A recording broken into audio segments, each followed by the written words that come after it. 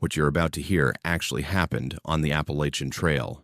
Every year, thousands hike this 2,190-mile wilderness path. Some never make it out the same. Welcome to Bleak Fears. These 11 stories come from real hikers who experience true horror. Names and details have been changed for privacy, but these events are absolutely real. Could you survive what they faced? Drop your location and current time in the comments. Let's see who's watching this alone at night. If you make it through all 11 without stopping, subscribe to Bleak Fears, because I upload new nightmare fuel every single night. Let's begin. My name is David, and I'm 34 years old. I've hiked the Appalachian Trail twice before, made it all the way from Georgia to Maine both times, so I know what I'm doing out there. I know the shelters. I know the rhythm of trail life, and I know the people you meet along the way. That's why what happened to me at Blood Mountain Shelter in late March still doesn't make any sense, no matter how many times I've tried to work through it in my head. I keep telling myself there has to be a logical explanation, something I missed or misunderstood, but 3 years later, I still can't find it. I started my third through hike attempt on March 18th. The weather that year was strange, unseasonably warm for late March in North Georgia, and there was this heavy fog that would roll in every evening like clockwork. I'd been on the trail for about a week when I reached Blood Mountain. If you've hiked the AT, you know Blood Mountain Shelter is one of those iconic spots, this old stone structure that looks like something out of a fairy tale. It's usually pretty crowded, especially during hiking season, but I got there around 6 in the evening and found the place almost empty. Almost empty. There was one other person there, a man already set up in the corner with his sleeping bag laid out. He was maybe 40, 45 years old, average height, dark hair going gray at the temples. Nothing remarkable about him except that he was incredibly quiet.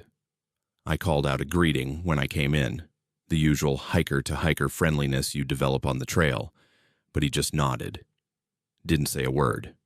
I figured maybe he was one of those solo hikers who really values the solitude, so I respected that and set up my stuff on the opposite side of the shelter.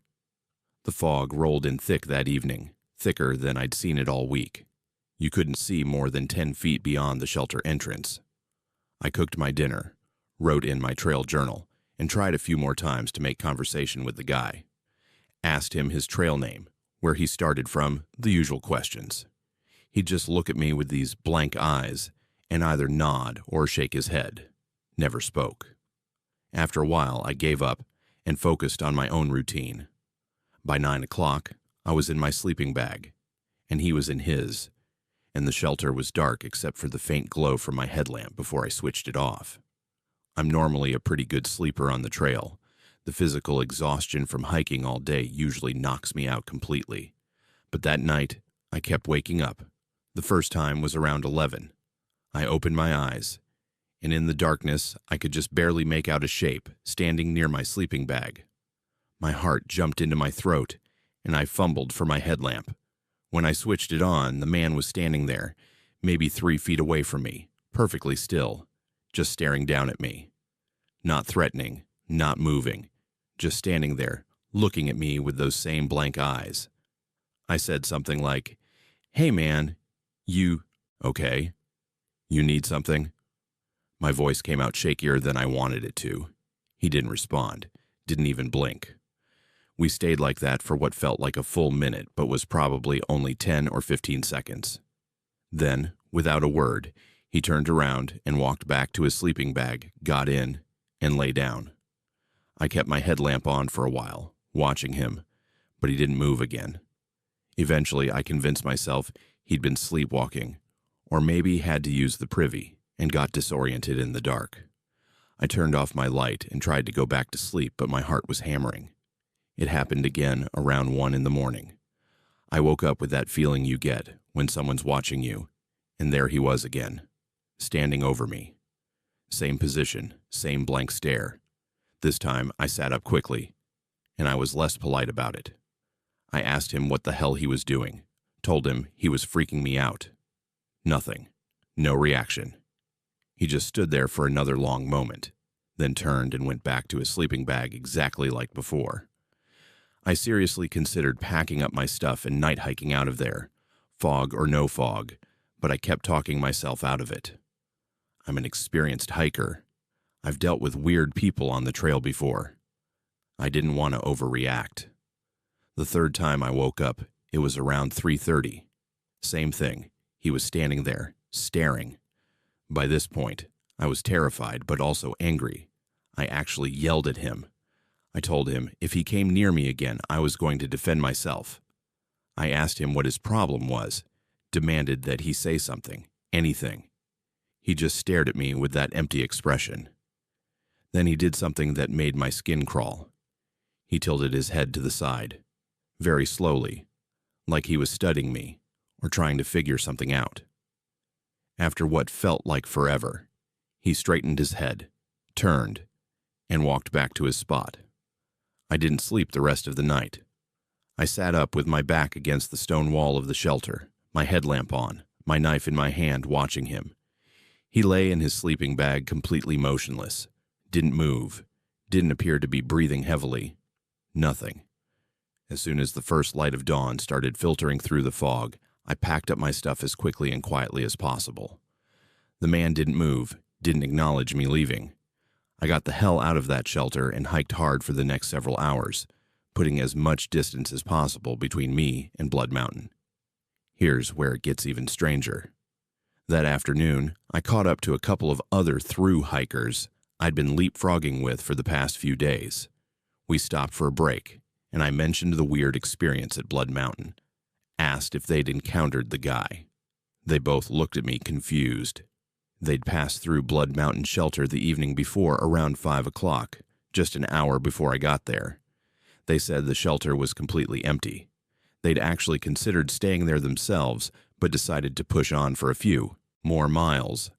I insisted there had been someone there when I arrived at 6.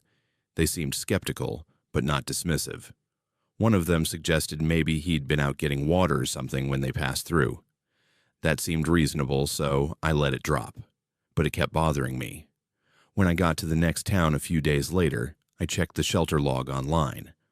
A lot of the AT shelters have logs where hikers sign in and leave notes.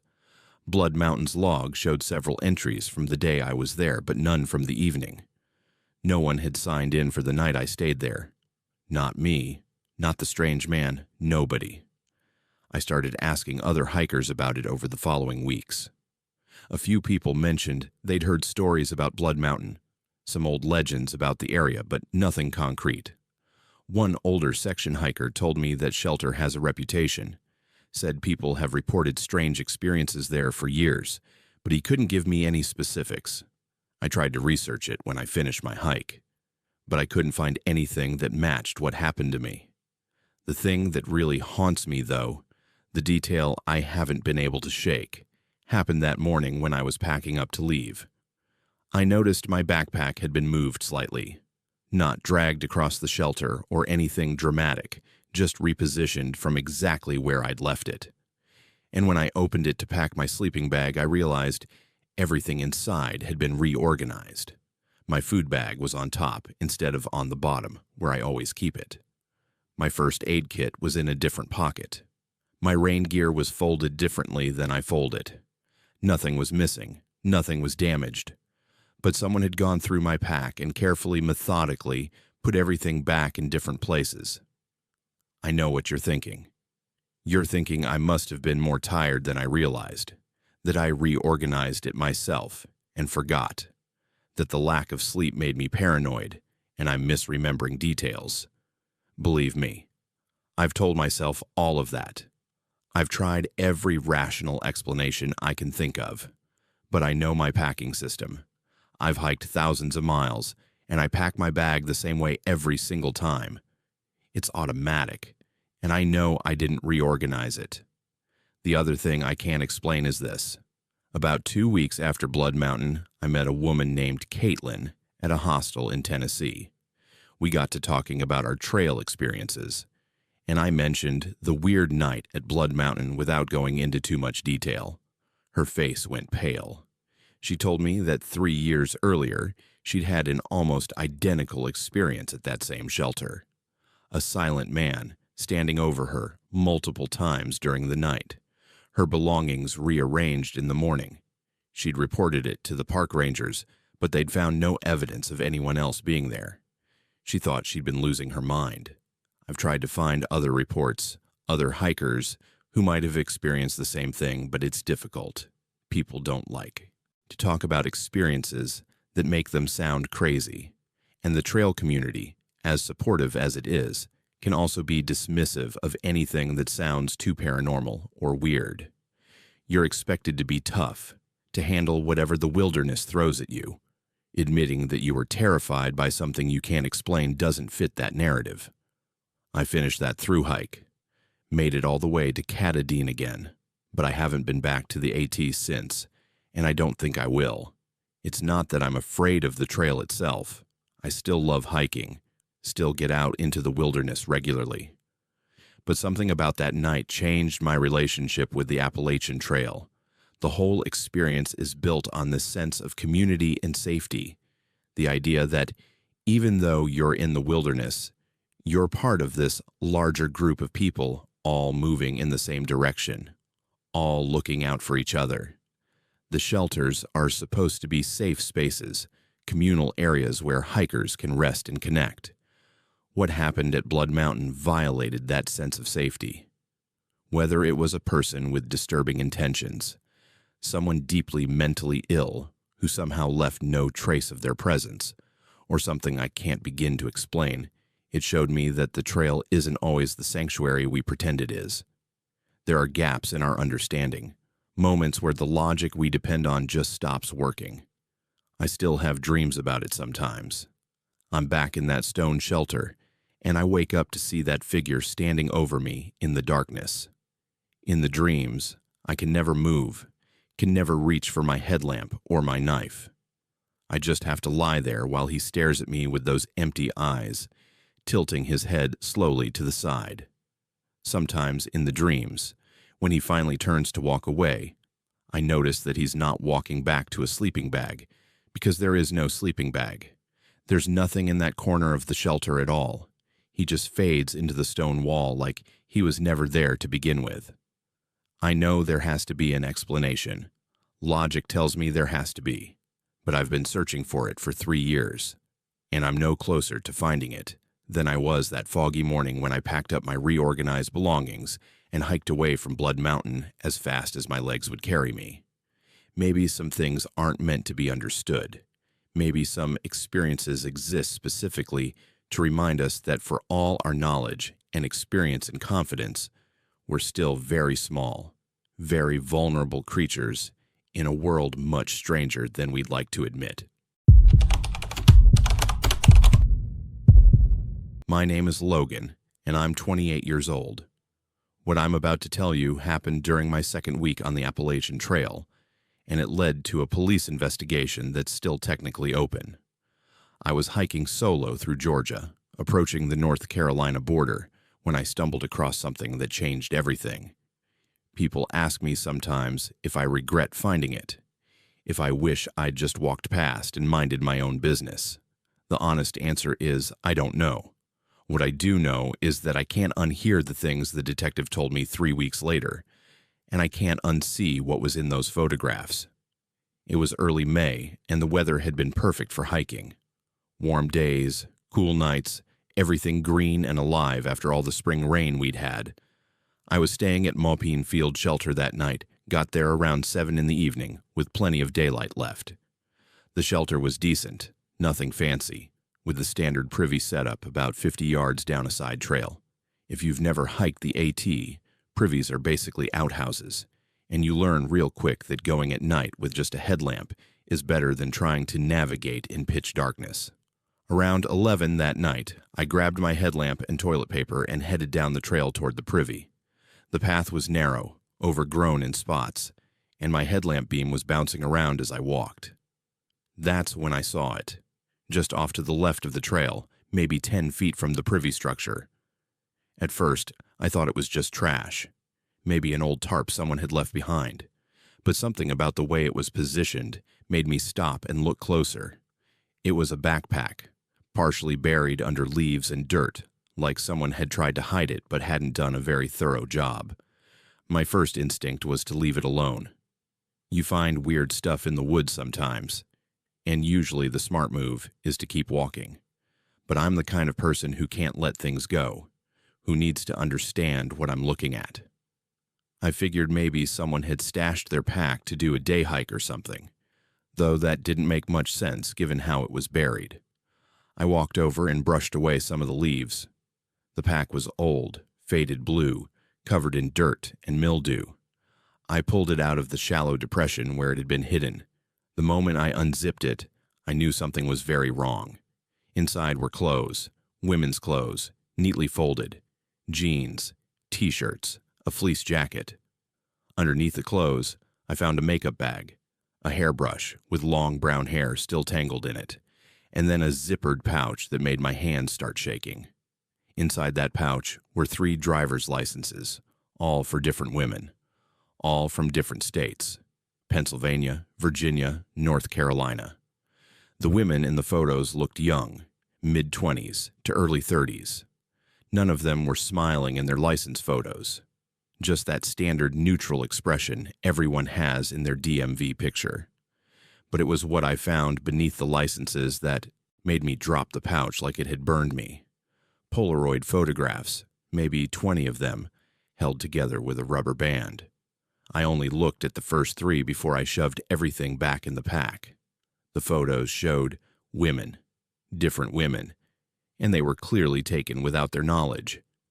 Trail photos.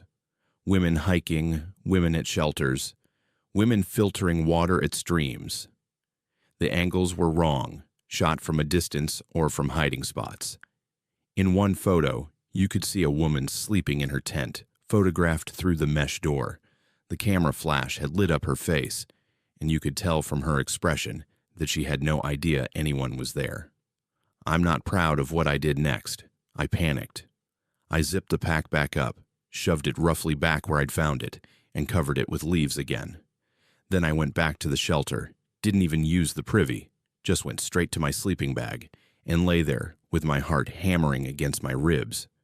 I kept my headlamp on for hours, watching the entrance to the shelter, convinced that whoever had hidden that pack was going to come back for it and find me there. Sleep didn't come that night. I kept thinking about those licenses, those photos, those clothes that had belonged to real people. I thought about the woman in the tent photo, how terrified she must have been if she ever realized someone had been standing outside her tent in the middle of the night taking pictures. I thought about the hair in the brush, how it suggested someone had kept these items like trophies. Most of all, I thought about the fact that whoever had hidden that pack might still be out here, might be watching hikers right now, might have already chosen their next target. By the time the sun came up, I'd made my decision. I packed up my gear as quickly as possible and hiked straight to the next road crossing, about 8 miles away. My legs were shaking from adrenaline and lack of sleep, but I pushed through. At the road, I hitched a ride into the nearest town and went directly to the police station. The officer at the desk looked skeptical when I started explaining. Probably thought I was just another paranoid hiker, but his expression changed when I mentioned the driver's licenses and photographs.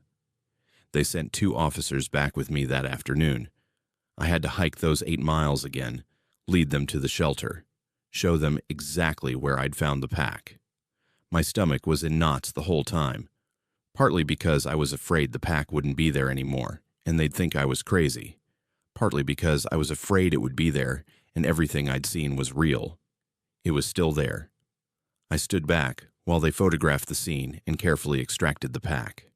They wouldn't tell me much, wouldn't let me see inside it again, but I could see from their faces that what I'd described was accurate. The detective who took over the case called me 2 weeks later.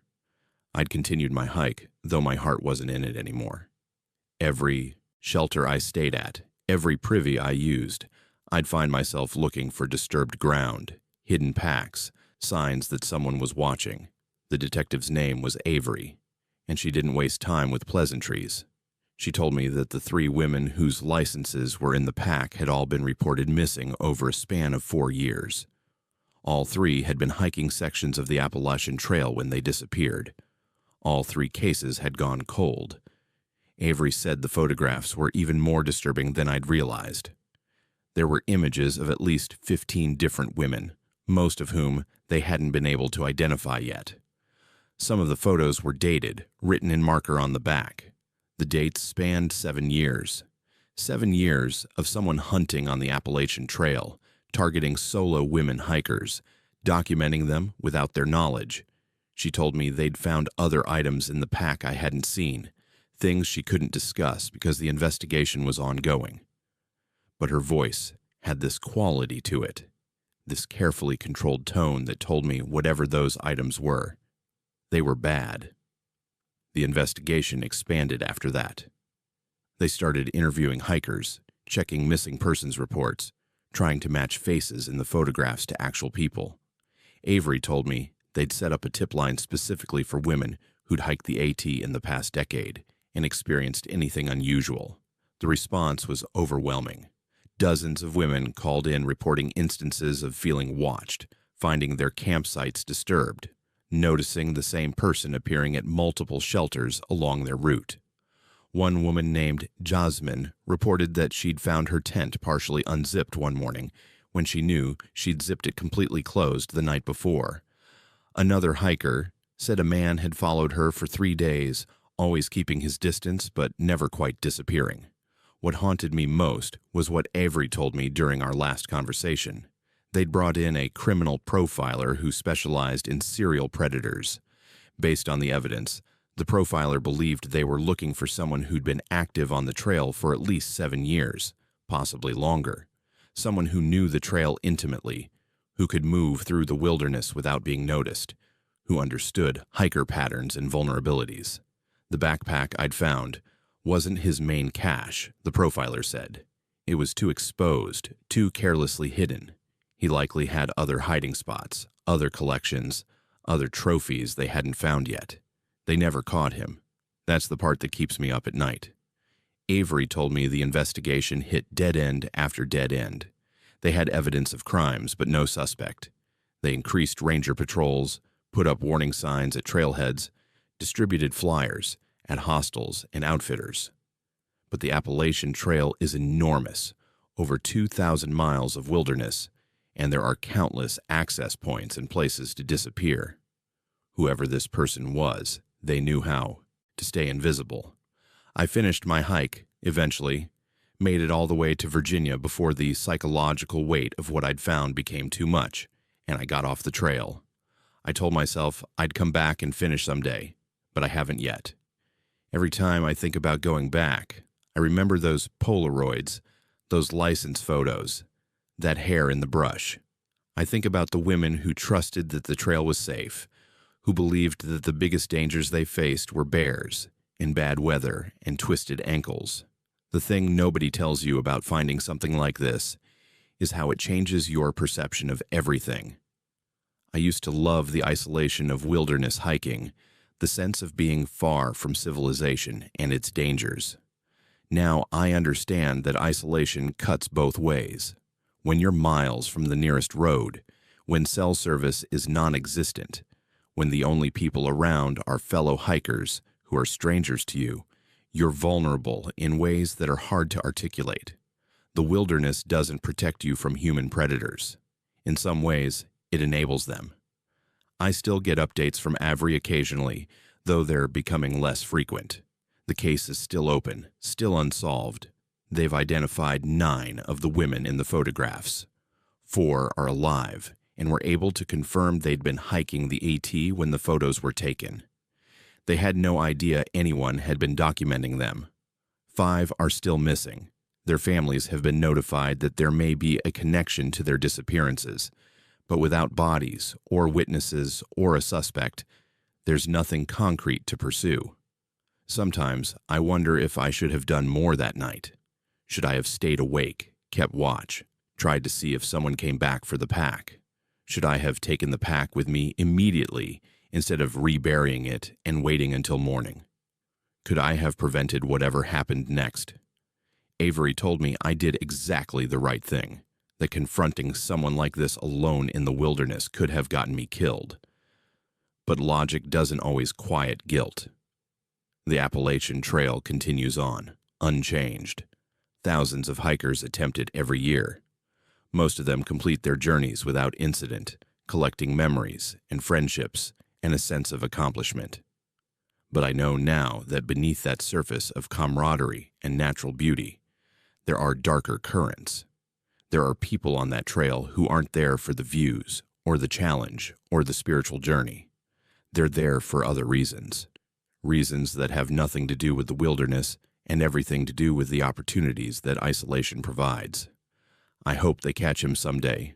I hope Avery calls me and tells me they've made an arrest, that the families of those missing women finally have answers. But I'm not optimistic. The trail is too big, too wild, too impossible to monitor. And whoever this person is, they've been doing this successfully for years. They know how to hunt without being caught. So let me ask you something, and I want you to really think about your answer before you comment below. If you found something like this, evidence of something terrible hidden in the wilderness where no one would think to look, what would you do? Would you have the courage to report it, knowing it might put you on a predator's radar? Or would fear make you walk away and pretend you never saw anything?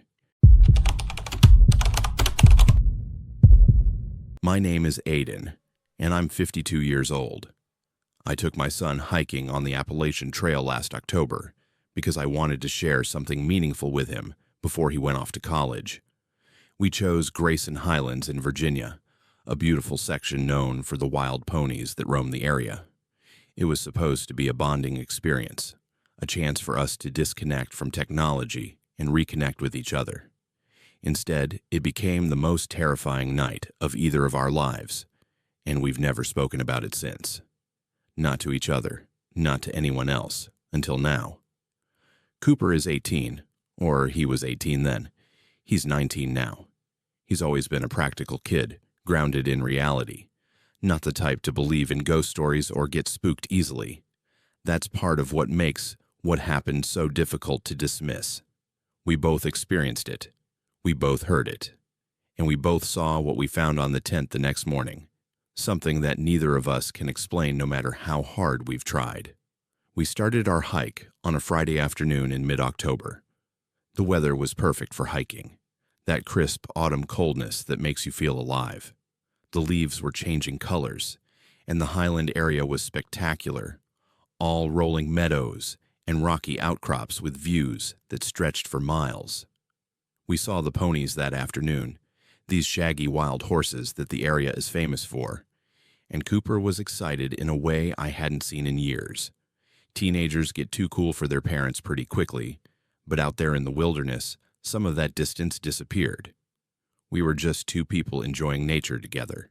We set up camp around 5 in the evening in a designated camping area near the pony grazing fields. Nothing fancy, just our 2-person tent, sleeping bags, and the basic gear we needed for an overnight trip. We cooked dinner on our portable stove, talked about college and his plans for the future, watched the sun set over the highlands. By 9 o'clock, we were both in the tent, tired from the day's hiking. Cooper fell asleep almost immediately.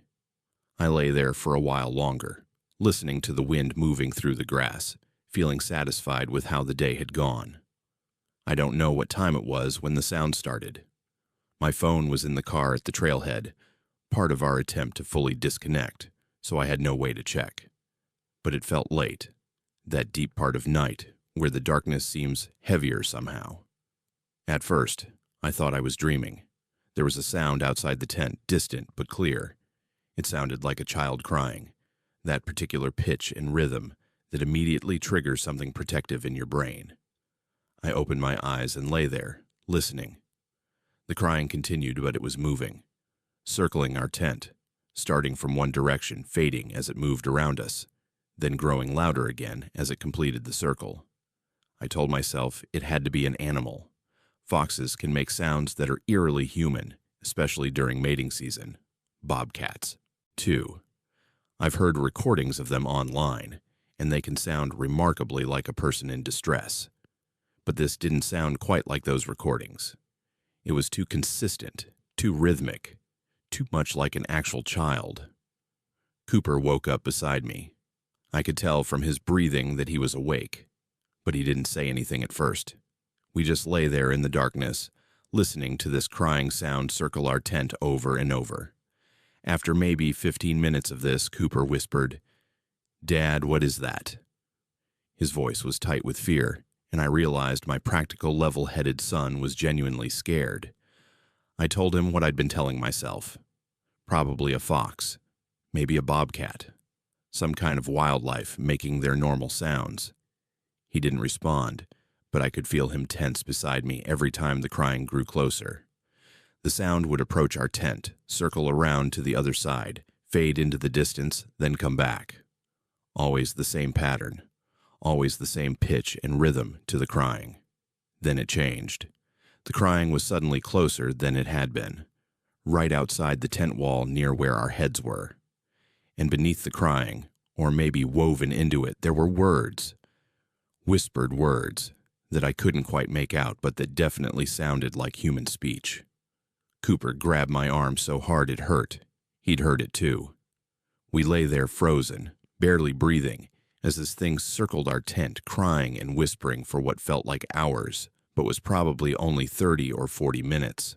I'm not a particularly brave person, but I'm a father, and my son was terrified.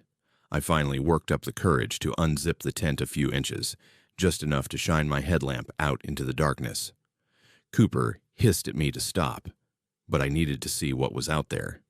I needed to prove to both of us that it was just an animal, something explainable. My headlamp beam cut through the darkness, illuminating the grass and rocks around our tent. Nothing. No animal, no person, nothing moving at all, but the crying didn't stop. It continued circling us, the sound coming from different directions, even though my headlamp showed absolutely nothing there. I moved the beam around, following the sound, but there was never anything in the light. Just empty highland meadow and darkness beyond. Cooper pulled me back into the tent. I zipped it shut, and we huddled together like he was a little kid again instead of a young man about to leave for college. The crying and whispering continued for another 2 hours at least.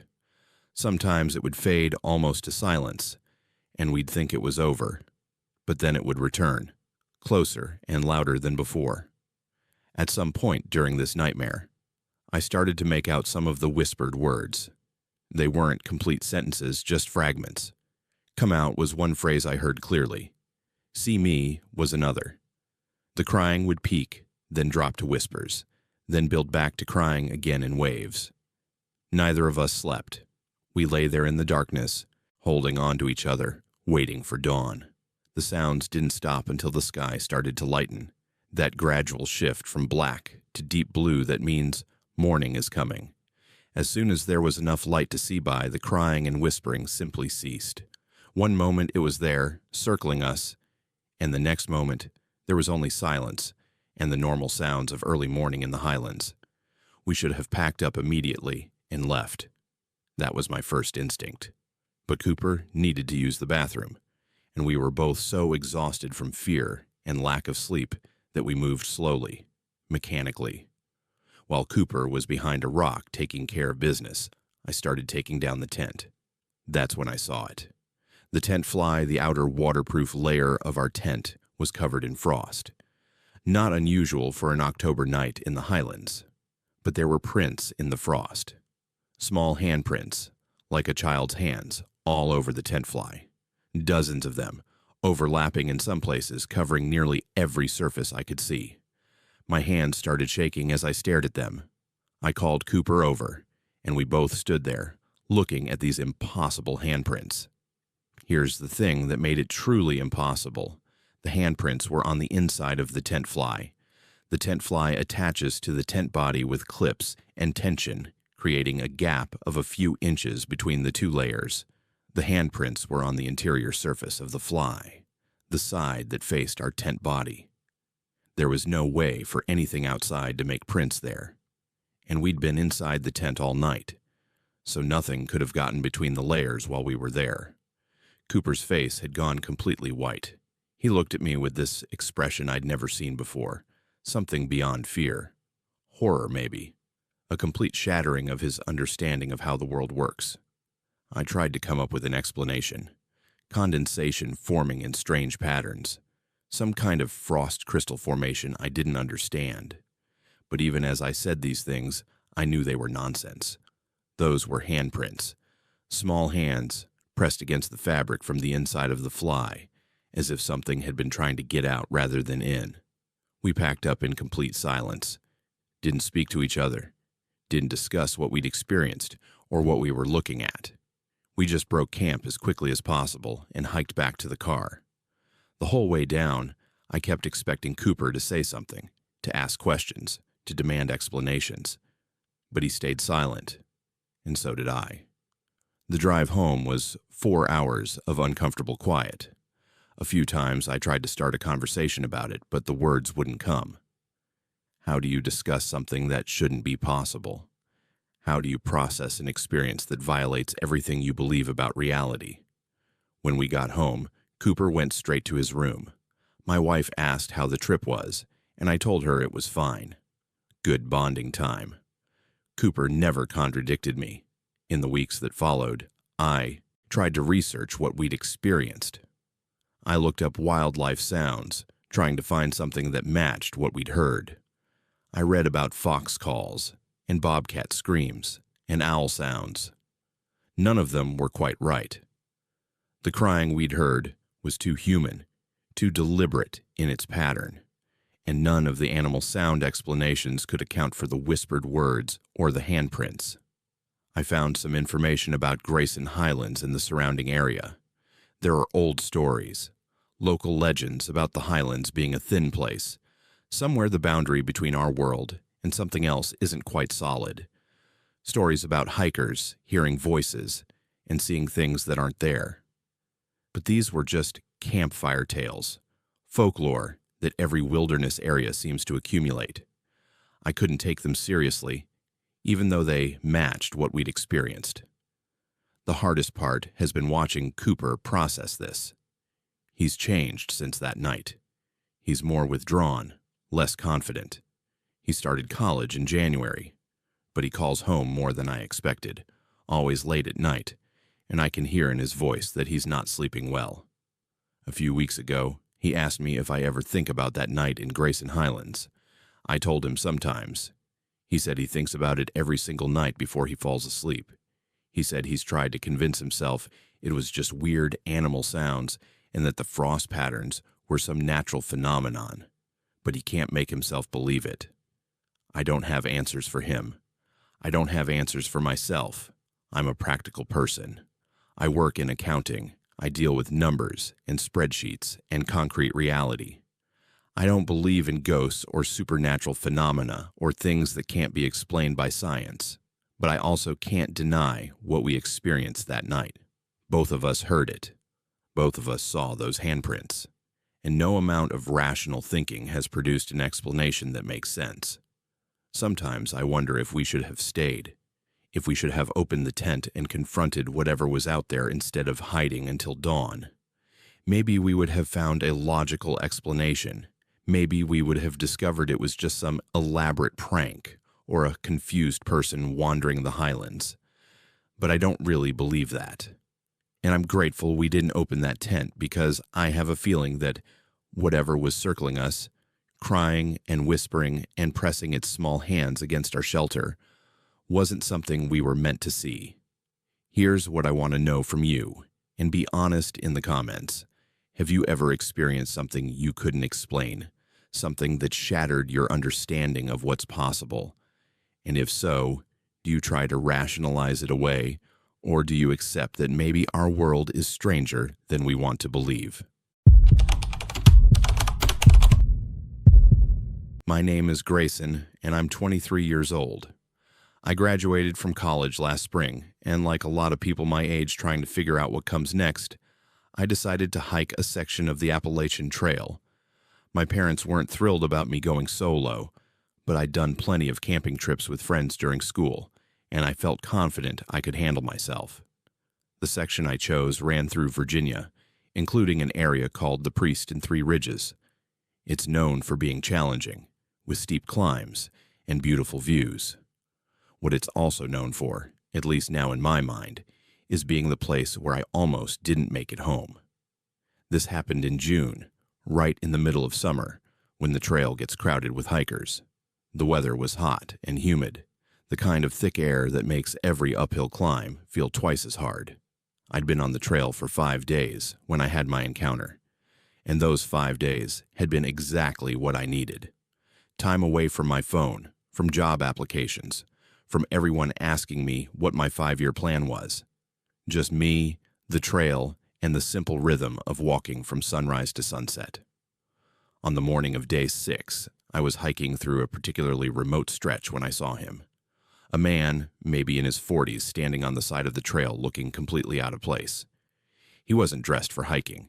No backpack, no proper boots, just jeans and a button-up shirt that was dirty and torn.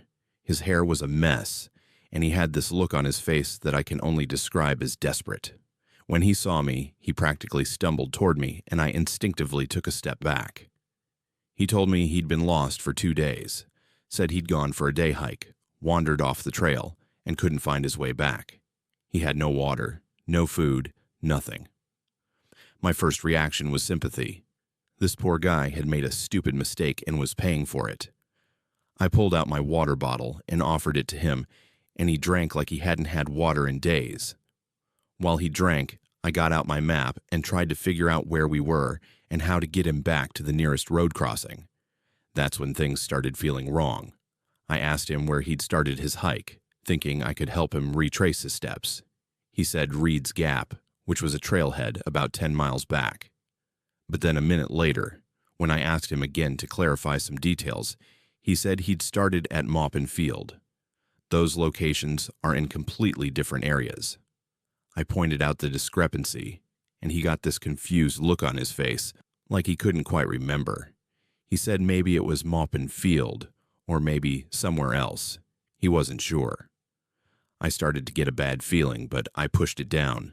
The guy was clearly disoriented from being lost. Dehydration and panic can mess with your memory. I told him the best thing to do was to hike together to the next road crossing, which was about 4 miles ahead. From there, he could get help. He agreed immediately, too quickly, and we started walking. For the first mile or so, things seemed okay. He walked behind me, on the narrow trail, and I kept up a steady pace. I tried to make conversation, asking him his name, where he was from, basic questions to keep him talking and alert. His answers were vague. He said his name was Charles, or maybe it was something else he couldn't quite remember. When I asked where he lived, he said Pennsylvania. Then a few minutes later mentioned something about North Carolina. Nothing he said was consistent. The inconsistencies were piling up, but what really started to scare me was his behavior. He kept getting closer.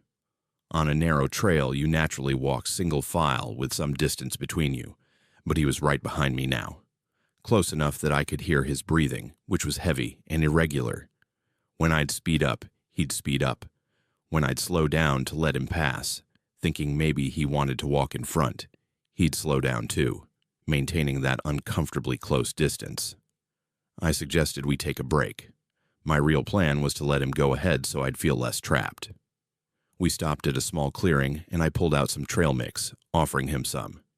He took it, but didn't eat it, just held it in his hand, staring at me. That's when I really looked at his eyes for the first time. They were wrong. Not the color or the shape, but the expression. There was nothing behind them. No gratitude for the help, no relief at being found. Just this flat, calculating stare. He asked me if I was hiking alone. The question sent a chill down my spine despite the heat. I lied and said no, that my friends were just a few miles ahead, and I was meeting up with them soon. He nodded slowly, then asked how old I was, where I was from, if anyone knew exactly where I was on the trail. Each question felt more invasive than the last, and I started to realize that this wasn't a lost hiker. This was someone who had been waiting on that trail for someone like me. Someone alone. Someone vulnerable. I stood up and said we should keep moving. He stood up too, but instead of getting back on the trail, he moved closer to me. Close enough that I had to step backward. He said something about how nice it was to have company, how lonely it gets in the woods, how he'd been watching hikers go by for what felt like forever. That word, watching, made my blood run cold. He hadn't been lost. He'd been watching the trail, waiting for the right target. I made a decision in that moment. I told him I needed to use the bathroom, that I'd just be a minute behind those trees over there. He smiled, and it was the worst smile I've ever seen. He said he'd wait right there for me. I walked toward the trees with my pack, trying to look casual, but as soon as I was out of his direct line of sight, I ran. I've never run like that in my life. With a full pack on, over uneven terrain, through underbrush and around rocks, I just ran. I could hear him behind me almost immediately, crashing through the woods. He was yelling something, but I couldn't make out the words over my own breathing and the sound of branches breaking. All I knew was that I had to get away from him, had to put distance between us, had to find other people, or a road, or anything that meant safety. I don't know how long I ran. It felt like hours, but was probably only 10 or 15 minutes. My legs were screaming, my lungs burning, and I kept expecting to feel his hand grab my pack or my shoulder. Eventually, I burst out onto the trail again, having cut through the woods at an angle. I looked back and didn't see him, but I didn't stop. I kept running down the trail until I saw them. 2 other hikers, a couple probably in their 30s, taking a break by the trail. I must have looked insane because they immediately stood up in alarm when they saw me. I was crying, I realized, and gasping for air, and probably making no sense. I tried to explain about the man, about how he'd been following me, about how I'd run. They took me seriously, thank God. The husband got out his phone, which surprisingly had a weak signal at that elevation, and called for help while his wife gave me water and tried to calm me down. We waited together on the trail for almost 3 hours. The couple refused to leave me alone, even though I was clearly messing up their hiking plans. Eventually, a park ranger arrived, hiking in from the nearest access point. I told him everything, described the man as best I could, explained about his inconsistent story and his behavior. The ranger took notes, looking increasingly concerned. Here's the part that still haunts me. The ranger told me they'd received reports over the past 6 months about a man matching that description. 3 different female hikers had encountered him in various locations along this section of the trail. One woman said he'd followed her for miles before she managed to get away by joining up with a larger group. Another said he'd tried to get her to leave the trail with him, claiming he knew a shortcut. A third had found him standing outside her tent in the middle of the night, but every time rangers investigated, they found nothing. No trace of anyone matching the description in the area. No abandoned campsites. No vehicles at nearby trailheads that didn't belong to registered hikers. It was like this person could disappear completely whenever law enforcement started looking. The ranger said they'd increased patrols in the area, but the Appalachian Trail is massive, and they simply didn't have the resources to monitor every mile of it. They walked me out to the nearest road crossing, and my parents drove up from home to get me. I never went back to finish that section. I told myself I would eventually, that I wouldn't let one bad experience ruin the trail for me, but I haven't worked up the courage yet. Every time I think about going back, I remember that moment when I realized the man wasn't lost at all, that he'd been waiting for someone exactly like me, young, alone, trusting enough to help a stranger. The ranger called me a few weeks later with an update. They'd sent extra patrols through that area and had questioned several people, but no one matching the description I gave was found. However, they had discovered something disturbing. About 2 miles from where I'd encountered the man, they found what looked like a makeshift camp, hidden well off the trail. There was evidence someone had been staying there for an extended period. Food wrappers, a tarp shelter, and most disturbing, a notebook with descriptions of hikers who'd passed by. Dates, physical descriptions, gear details, whether they were alone or in groups. My description was in that notebook.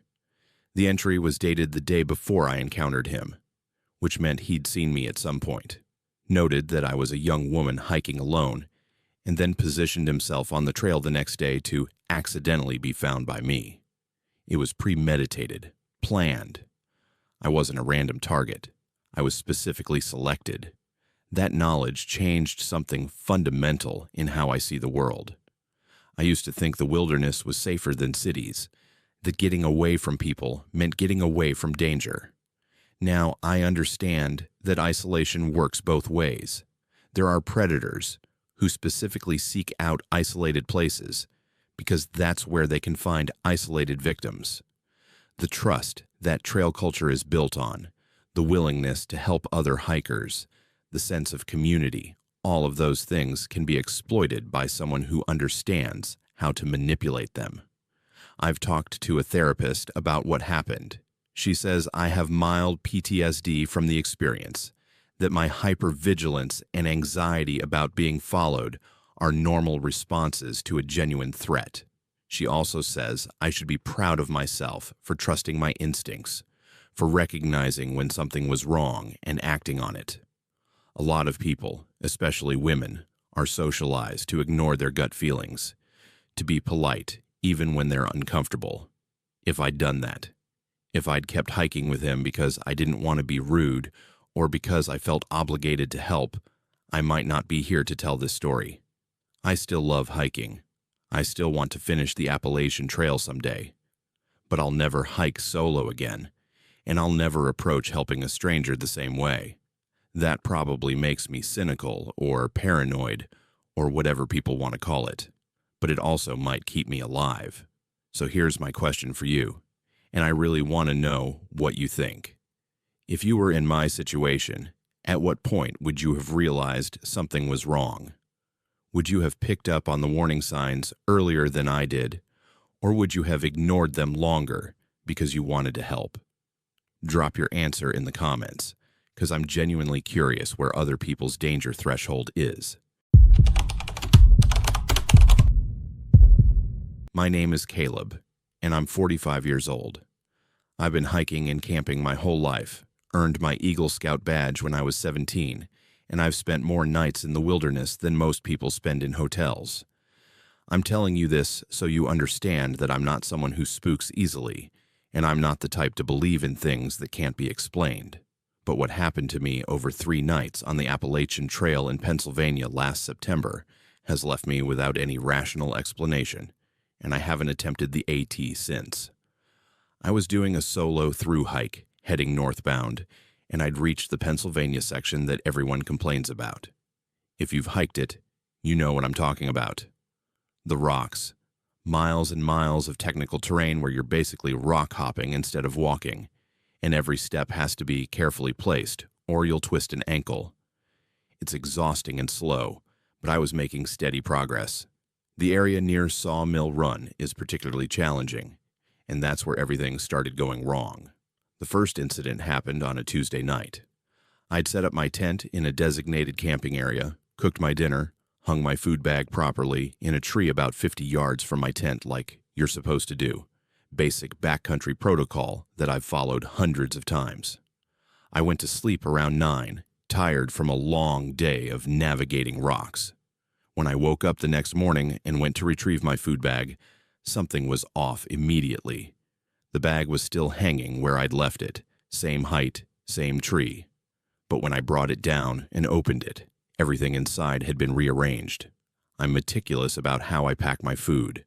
Trail mix in the top left pocket, energy bars in the top right, dehydrated meals in the main compartment arranged by day. It's a system I've used for years, and I could pack that bag in my sleep. But that morning, everything was in the wrong place. The trail mix was in the bottom.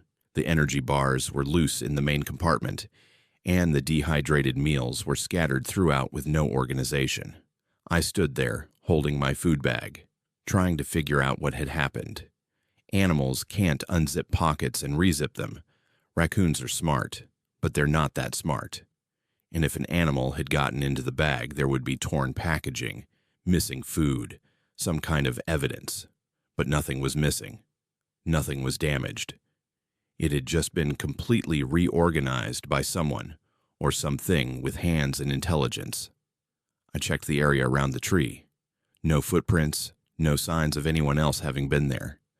The other hikers I'd seen the day before were miles ahead of me by now. I was alone in this section. I told myself I must have been more tired than I thought when I packed the bag the previous evening, that maybe I'd reorganized it and forgotten. It didn't make sense, but it was the only explanation that fit within my understanding of reality. That night, I set up camp at a different spot, about 8 miles from where I'd been the night before. This time I decided to keep my food bag in my tent vestibule instead of hanging it, just to see what would happen. I also made a mental note of exactly how I'd arranged everything in my pack. My sleeping bag was on the bottom, my cook kit on top of that, my extra clothes in the side pockets. I even took a photo with my phone before I went to sleep, documenting the arrangement. I woke up around 3 in the morning to a sound outside my tent. Footsteps. Slow, deliberate footsteps circling my tent in a steady rhythm. I lay there, frozen, listening. The steps were too heavy to be a small animal, too deliberate to be a deer or bear passing through. They were human footsteps, or something doing a very good impression of human footsteps. Around and around my tent, maintaining the same distance, never getting closer, but never moving away either. I called out, asking who was there. The footsteps stopped immediately. Silence. I waited, my heart hammering, my hand on my knife. After about 5 minutes of total silence, I worked up the courage to unzip my tent and look outside. I shined my headlamp in all directions. Nothing. No person, no animal, no movement at all. Just the Pennsylvania woods at night, and my tent sitting alone in a small clearing. I didn't sleep the rest of that night. I sat up with my headlamp on, listening for any sound, any indication that someone was still out there. Nothing happened. When dawn finally came, I started packing up my gear, and that's when I discovered the second incident. My boots were outside my tent, which was normal. I always left them in the vestibule, but the laces had been tied together in an elaborate knot, the kind of knot you'd use for climbing or sailing, not the kind of knot that could happen accidentally. I untied my boots with shaking hands and checked my pack. Everything had been rearranged again. The photo I'd taken the night before showed my sleeping bag on the bottom. Now it was on top. My cook kit, which had been on top, was now on the bottom. Everything had been inverted, like someone had unpacked my entire bag and repacked it in reverse order. And I'd been in the tent the entire time. I would have heard someone unzipping my pack, moving things around, but I'd heard nothing except those footsteps. The third night was when everything escalated beyond anything I could rationalize. I was exhausted from 2 nights of barely sleeping, paranoid and jumpy. I set up camp early, around 4 in the afternoon, wanting to have plenty of daylight to observe my surroundings. I didn't cook dinner, didn't want the smell of food to attract anything. I just sat outside my tent, watching the woods, waiting for something to happen. Nothing did. Not during daylight. The woods were peaceful, normal. A few birds, some squirrels, the usual forest sounds. As the sun set, I reluctantly got into my tent. I decided to stay awake all night if necessary. I wanted to catch whatever or whoever was doing this. I sat in my tent with my headlamp off, my knife in my hand, listening to every sound. Around midnight, I heard my name. Not shouted, not whispered loudly, but spoken in a conversational tone, like someone standing right outside my tent was talking to me. Caleb. Just my name, in a voice that sounded almost like my own voice, but not quite. The tone was off, the inflection slightly wrong. I didn't respond. I barely breathed. Then I heard it again, from a different direction. Caleb. Same voice, same slightly wrong quality. For the next hour, I heard my name called from different locations around my tent. Sometimes it sounded far away, sometimes close, sometimes from the left, sometimes from the right. The voice never changed, never showed emotion or urgency.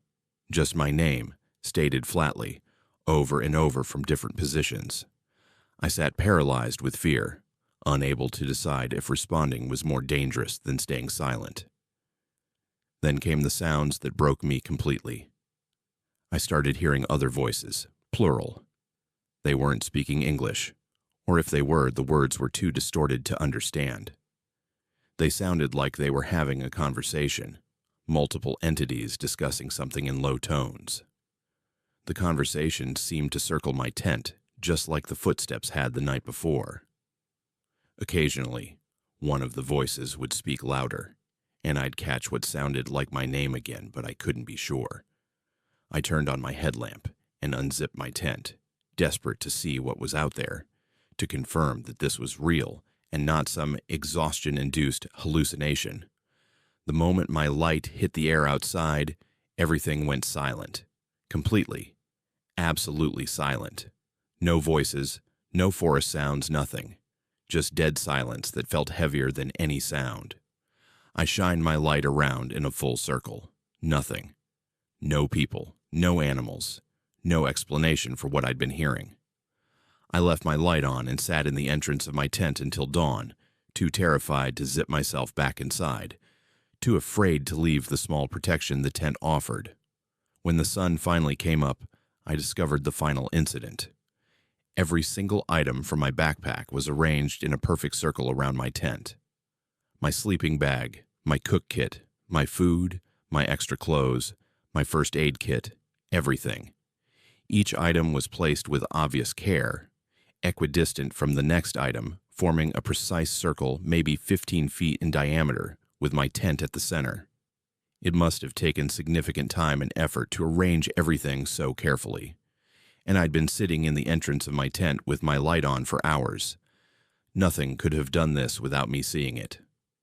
I packed everything back into my bag as quickly as my shaking hands would allow. I didn't bother with my usual organization system, just shoved everything in randomly. I hiked 16 miles that day without stopping, pushing my body past its limits, because I needed to get away from that area. I skipped the next 50 miles of Pennsylvania entirely, getting off the trail at the next road crossing and hitchhiking to skip that entire section. I reported what happened to the park rangers, expecting them to think I was crazy. The ranger I spoke to didn't seem surprised. He told me that section of the trail has a reputation, that several hikers over the years have reported similar experiences. Items moved, voices calling their names, the feeling of being watched or followed. Most people don't report it because they're afraid of being dismissed as paranoid or mentally unstable. The rangers have investigated multiple times but never found any evidence of who or what might be causing these incidents. The rangers suggested it might be someone playing elaborate pranks on hikers, some local who knows the area well and enjoys scaring people. But that explanation doesn't account for the precision and stealth involved. How could someone rearrange all my gear in a perfect circle while I sat watching? How could they call my name from multiple directions without me ever seeing them? How did they know my name in the first place? I've tried to logic my way through this. Maybe I was sleepwalking and did these things myself, but I don't have a history of sleepwalking, and some of the things that happened required me to be outside my tent doing complex tasks, while somehow not remembering any of it. Maybe it was carbon monoxide poisoning from my camp stove causing hallucinations, but I barely used my stove, and the symptoms don't match. Maybe it was extreme exhaustion causing me to misperceive normal events. But the physical evidence was real. Those items were arranged in a circle. Those laces were tied in that knot. I'm an Eagle Scout. I've spent my life in the wilderness. I don't believe in supernatural phenomena or paranormal activity, but I also can't find a natural explanation for what happened to me on the Appalachian Trail last September. And that scares me more than any ghost story ever could, because it means there are things happening in our world that don't fit into any framework I understand. What would you have done on that third night? Would you have stayed in your tent until morning like I did, or would you have packed up in the darkness and run? Tell me in the comments, because I still don't know if I made the right choice. My name is Robert, and I'm 26 years old. I identify as non-binary, and last September, I was attempting to complete my northbound through hike of the Appalachian Trail. I'd started in Georgia back in March and had made it all the way to Maine by late September, which meant I was racing against the weather. The 100-mile wilderness, the final section before Mount Katahdin, is notoriously difficult and remote. No roads, no towns, no easy way out if something goes wrong. Most people who make it that far are experienced and prepared. I thought I was both. I was wrong. I entered the 100-mile wilderness on September 23rd. The weather forecast called for rain, but nothing severe. Just typical autumn weather in Maine. I had all my gear, plenty of food, and I was in good physical condition after 6 months on the trail. I felt confident. That confidence almost got me killed. And what happened during the night I spent lost in those woods still doesn't make any logical sense to me. The first day went fine. I made good progress, despite the rain that started around noon. It wasn't heavy, just a steady drizzle that made everything slippery and reduced visibility. By the second day, the rain had intensified, and fog had rolled in thick enough that I could barely see 20 feet ahead. I was following the white blazes that mark the trail, checking my map regularly, doing everything right. But somehow, around 2 in the afternoon, I realized I hadn't seen a blaze in a while. I stopped and looked around. The fog was so dense I couldn't see clearly in any direction. I backtracked, looking for the last blaze I'd seen, but the rain had made everything look the same. All the rocks and trees blended together in the gray mist. I pulled out my GPS unit, one of those handheld devices that doesn't need cell service, and checked my position. According to the GPS, I was still on the trail, so I kept walking in what I thought was the right direction. 20 minutes later, I came across a distinctive tree. It had been struck by lightning at some point, leaving a long black scar down its trunk. I remembered passing that tree earlier. I checked my GPS again. It showed I'd been moving forward the whole time, making progress north. But I was standing in front of the same tree I'd passed before. I told myself I was mistaken, that it was a different tree with similar damage. Lightning strikes aren't that uncommon in the woods. But then it happened again. 30 minutes of walking, following my GPS, and I came back to the same lightning-scarred tree. I stood there in the rain, staring at that tree, trying to understand how this was possible. The GPS clearly showed me moving in a straight line north, but I'd somehow walked in a circle. I checked the device for malfunctions, made sure it had a clear view of the sky for satellite reception. Everything seemed to be working properly.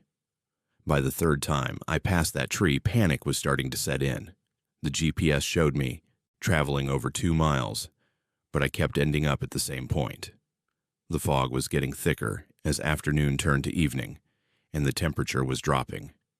I needed to find the trail, or at least find a decent place to set up camp before dark. I tried a different strategy. I picked a direction and walked in as straight a line as possible, not following the GPS directions, just trying to get away from that cursed tree. I walked for what felt like an hour, pushing through underbrush, climbing over fallen logs, moving steadily in one direction. When I finally stopped to check my position, I was less than 100 yards from where I'd started. The GPS claimed I'd traveled over a mile. The numbers weren't matching reality, and I couldn't figure out why. Darkness was falling fast. In the fog and rain, night came early and complete. I had no choice but to set up a bivouac where I was. I didn't have a tent, just a lightweight bivy sack that I climbed into. I was already soaked and shivering, and I knew this was going to be a miserable night. What I didn't know was that being cold and wet would be the least of my problems. Around 10 o'clock, I heard footsteps. Clear, deliberate footsteps crunching through the leaves and undergrowth, moving around my position. My first thought was relief. Another hiker, someone who could help me find the trail. I called out, identifying myself as a lost hiker who needed assistance. The footsteps stopped. Silence. Then they started again, closer this time, circling me in the darkness. I fumbled for my headlamp and turned it on. The beam barely penetrated the fog, creating more of a diffuse glow than useful light. I couldn't see anyone. The footsteps continued, sometimes close, sometimes farther away, always moving in a circular pattern around where I lay. I called out again, my voice, less steady this time, asking who was there. No response, just the steady rhythm of footsteps in the leaves.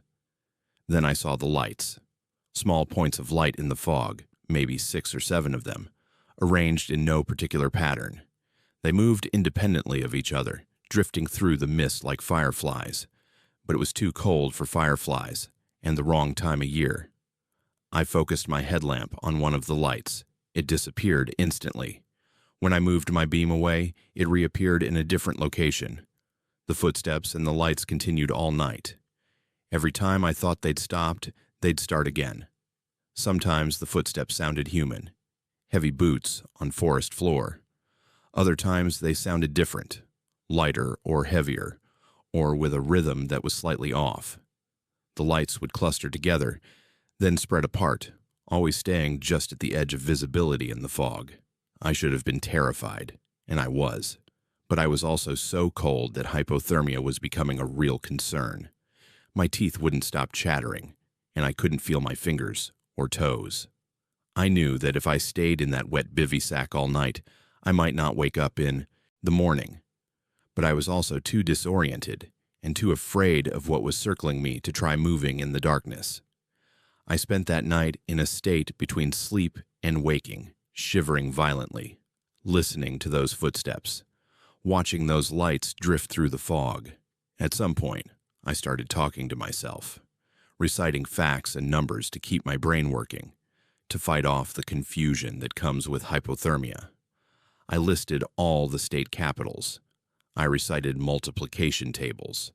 I went through every hiking safety rule I'd ever learned, anything to keep my mind focused and functional. When dawn finally came, the fog was still thick, but at least there was light. The footsteps and the strange lights had stopped sometime in the early morning hours.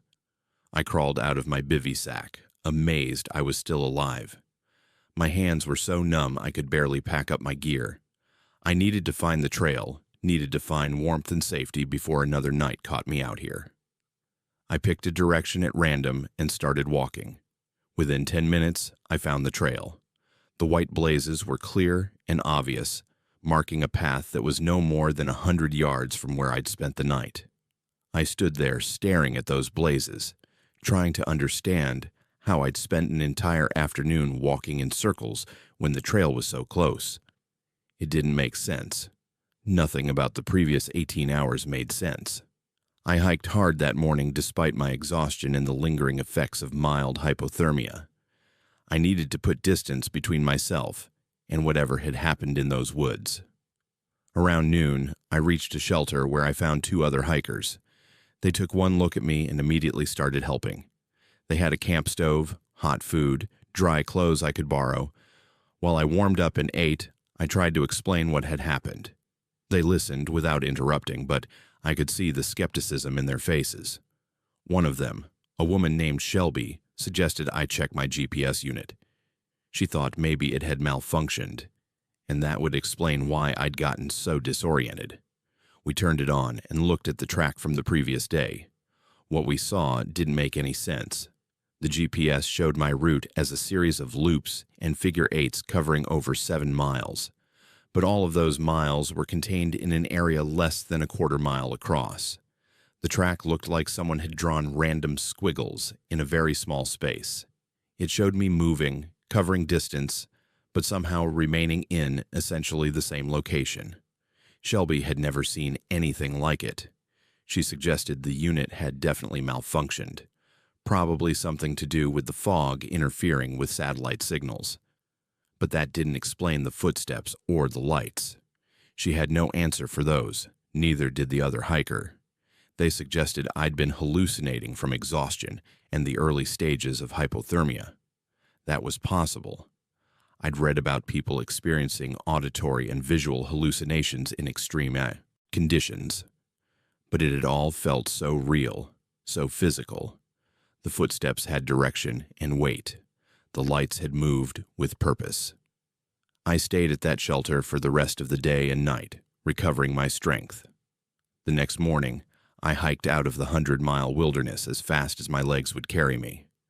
I reached Katahdin 2 days later and submitted on a clear, beautiful morning. I should have felt triumphant. I'd completed the entire Appalachian Trail, walked over 2,000 miles from Georgia to Maine. But all I felt was relief that it was over, that I'd survived. After I got home, I did some research. I wanted to understand what had happened to me, to find some rational explanation. I discovered that the 100-mile wilderness has a history of hikers reporting disorientation that doesn't match normal getting lost experiences. Multiple people have described walking in circles despite following their compass or GPS. Some have reported seeing unexplained lights in the forest. A few have mentioned hearing footsteps or voices when they were alone. There are theories, of course, magnetic anomalies in the rock formations that interfere with navigation equipment, fog conditions that create optical illusions, the psychological effects of isolation and exhaustion. But none of these theories quite account for all the elements of what I experienced. The GPS malfunction was explainable. The lights could have been some kind of atmospheric phenomenon, but the footsteps, the deliberate circling pattern, the feeling of being toyed with rather than simply lost, those aspects resist easy explanation. I've talked to other through hikers who finished that same year. A few of them had strange experiences in the 100-mile wilderness too, though nothing quite as intense as mine. One person described feeling watched the entire time they were in that section. Another said their compass stopped working properly and didn't function correctly again until they'd exited the wilderness area. These are experienced hikers, people who've covered thousands of miles, not prone to panic or paranoia. What bothers me most isn't that I can't explain what happened. It's that I came so close to dying out there. If the temperature had dropped another 10 degrees, if I'd been even more disoriented, if I hadn't had enough mental clarity to keep myself awake and functioning, I would have died less than 100 yards from the trail. They might not have found my body for weeks, if ever. And no one would ever know what really happened during those hours I spent walking in impossible circles, while something with footsteps watched from the fog. I completed the trail. I have my certificate and my photos at the summit. But I also have this question that won't leave me alone. The 100-mile wilderness covers about 90 miles of Maine wilderness. How many other people have gotten lost in there and never made it out? How many unexplained disappearances could be attributed to whatever phenomenon causes people to walk in circles while their GPS swears they're moving forward? Drop your thoughts in the comments because I genuinely want to know if anyone else has experienced something similar. My name is Jackson, and I'm 38 years old. I was hiking the Appalachian Trail alone last August, doing the Pennsylvania section that everyone complains about because of the rocks. I'd been moving pretty steadily despite the technical terrain, and I was camping near Lehigh Gap when I had an experience that I still can't reconcile with anything I understand about the physical world. I'm someone who deals in facts and data for a living. I'm an engineer, and my entire career is built on understanding how things work according to predictable laws. What I witnessed that night violated every law I know. It was mid-August, and we were in the middle of a dry spell. No rain for weeks, everything crispy and brown, the kind of weather that makes forest fire warnings go up everywhere. The night was clear, with a full moon that made the landscape almost bright enough to read by. I'd set up my tent in a small clearing, cooked my dinner, and was sitting outside enjoying the evening. The moon was so bright, I didn't even need my headlamp. I could see the trail clearly, winding through the rocks and trees in both directions from my camp. Around midnight, I was still awake, lying in my tent with the rain fly off so I could look up at the stars. That's when I heard the footsteps. Steady, rhythmic footsteps on the rocky trail, the distinctive sound of boots striking stone. Someone was night hiking, which isn't common but isn't unheard of either. Some people prefer hiking in the cooler night air, especially during a heat wave. I figured I'd see their headlamp bounce past my tent in a minute or so, but no light appeared. The footsteps kept coming, getting closer, but there was no beam from a flashlight or headlamp cutting through the darkness. I sat up in my tent, watching the trail. The moonlight was bright enough that I could see clearly for maybe 50 yards in the direction the footsteps were coming from. And then I saw the figure. It was a person, or at least it had the shape of a person, walking upright on two legs, with what looked like a massive backpack. But there was something immediately wrong about how they were moving. The trail in that section is brutal, all rocks and uneven surfaces that require you to watch every step. Even in daylight, you move slowly and carefully. But this figure was moving fast, incredibly fast, with a smooth gliding motion that didn't match the terrain at all. I stood up outside my tent to get a better look. The figure was maybe 30 yards away now, and I could see it more clearly in the moonlight. Definitely human-shaped, definitely carrying a huge pack that rose well above their head. But the movement was all wrong. They weren't stepping carefully from rock to rock like you have to in Pennsylvania. They were just flowing over the terrain at a speed that should have been impossible. No stumbling, no hesitation, no adjustment of balance. Just this smooth, rapid forward motion. I called out a greeting, the standard hiker-to-hiker acknowledgement. The figure didn't respond, didn't slow down, didn't acknowledge me in any way. It just kept moving at that impossible speed. As it passed my camp, maybe 15 feet from where I stood, I got my best look at it. The moonlight was bright enough that I could see details. The pack was enormous, far bigger than any backpack I'd ever seen, rising at least 2 feet above where the head should be. But I couldn't see the person's face or any details of their clothing. It was like looking at a silhouette, a dark shape against the slightly lighter background of the forest. What struck me most was the complete absence of sound except for the footsteps. No breathing, which you'd expect from someone carrying that much weight and moving that fast. No creaking from the pack, no rustling of fabric, no sound of gear shifting. Just those steady, rhythmic footsteps on rock. And even the footsteps sounded wrong. Too regular, too mechanical, like a metronome rather than human movement. The figure moved past my camp and continued up the trail.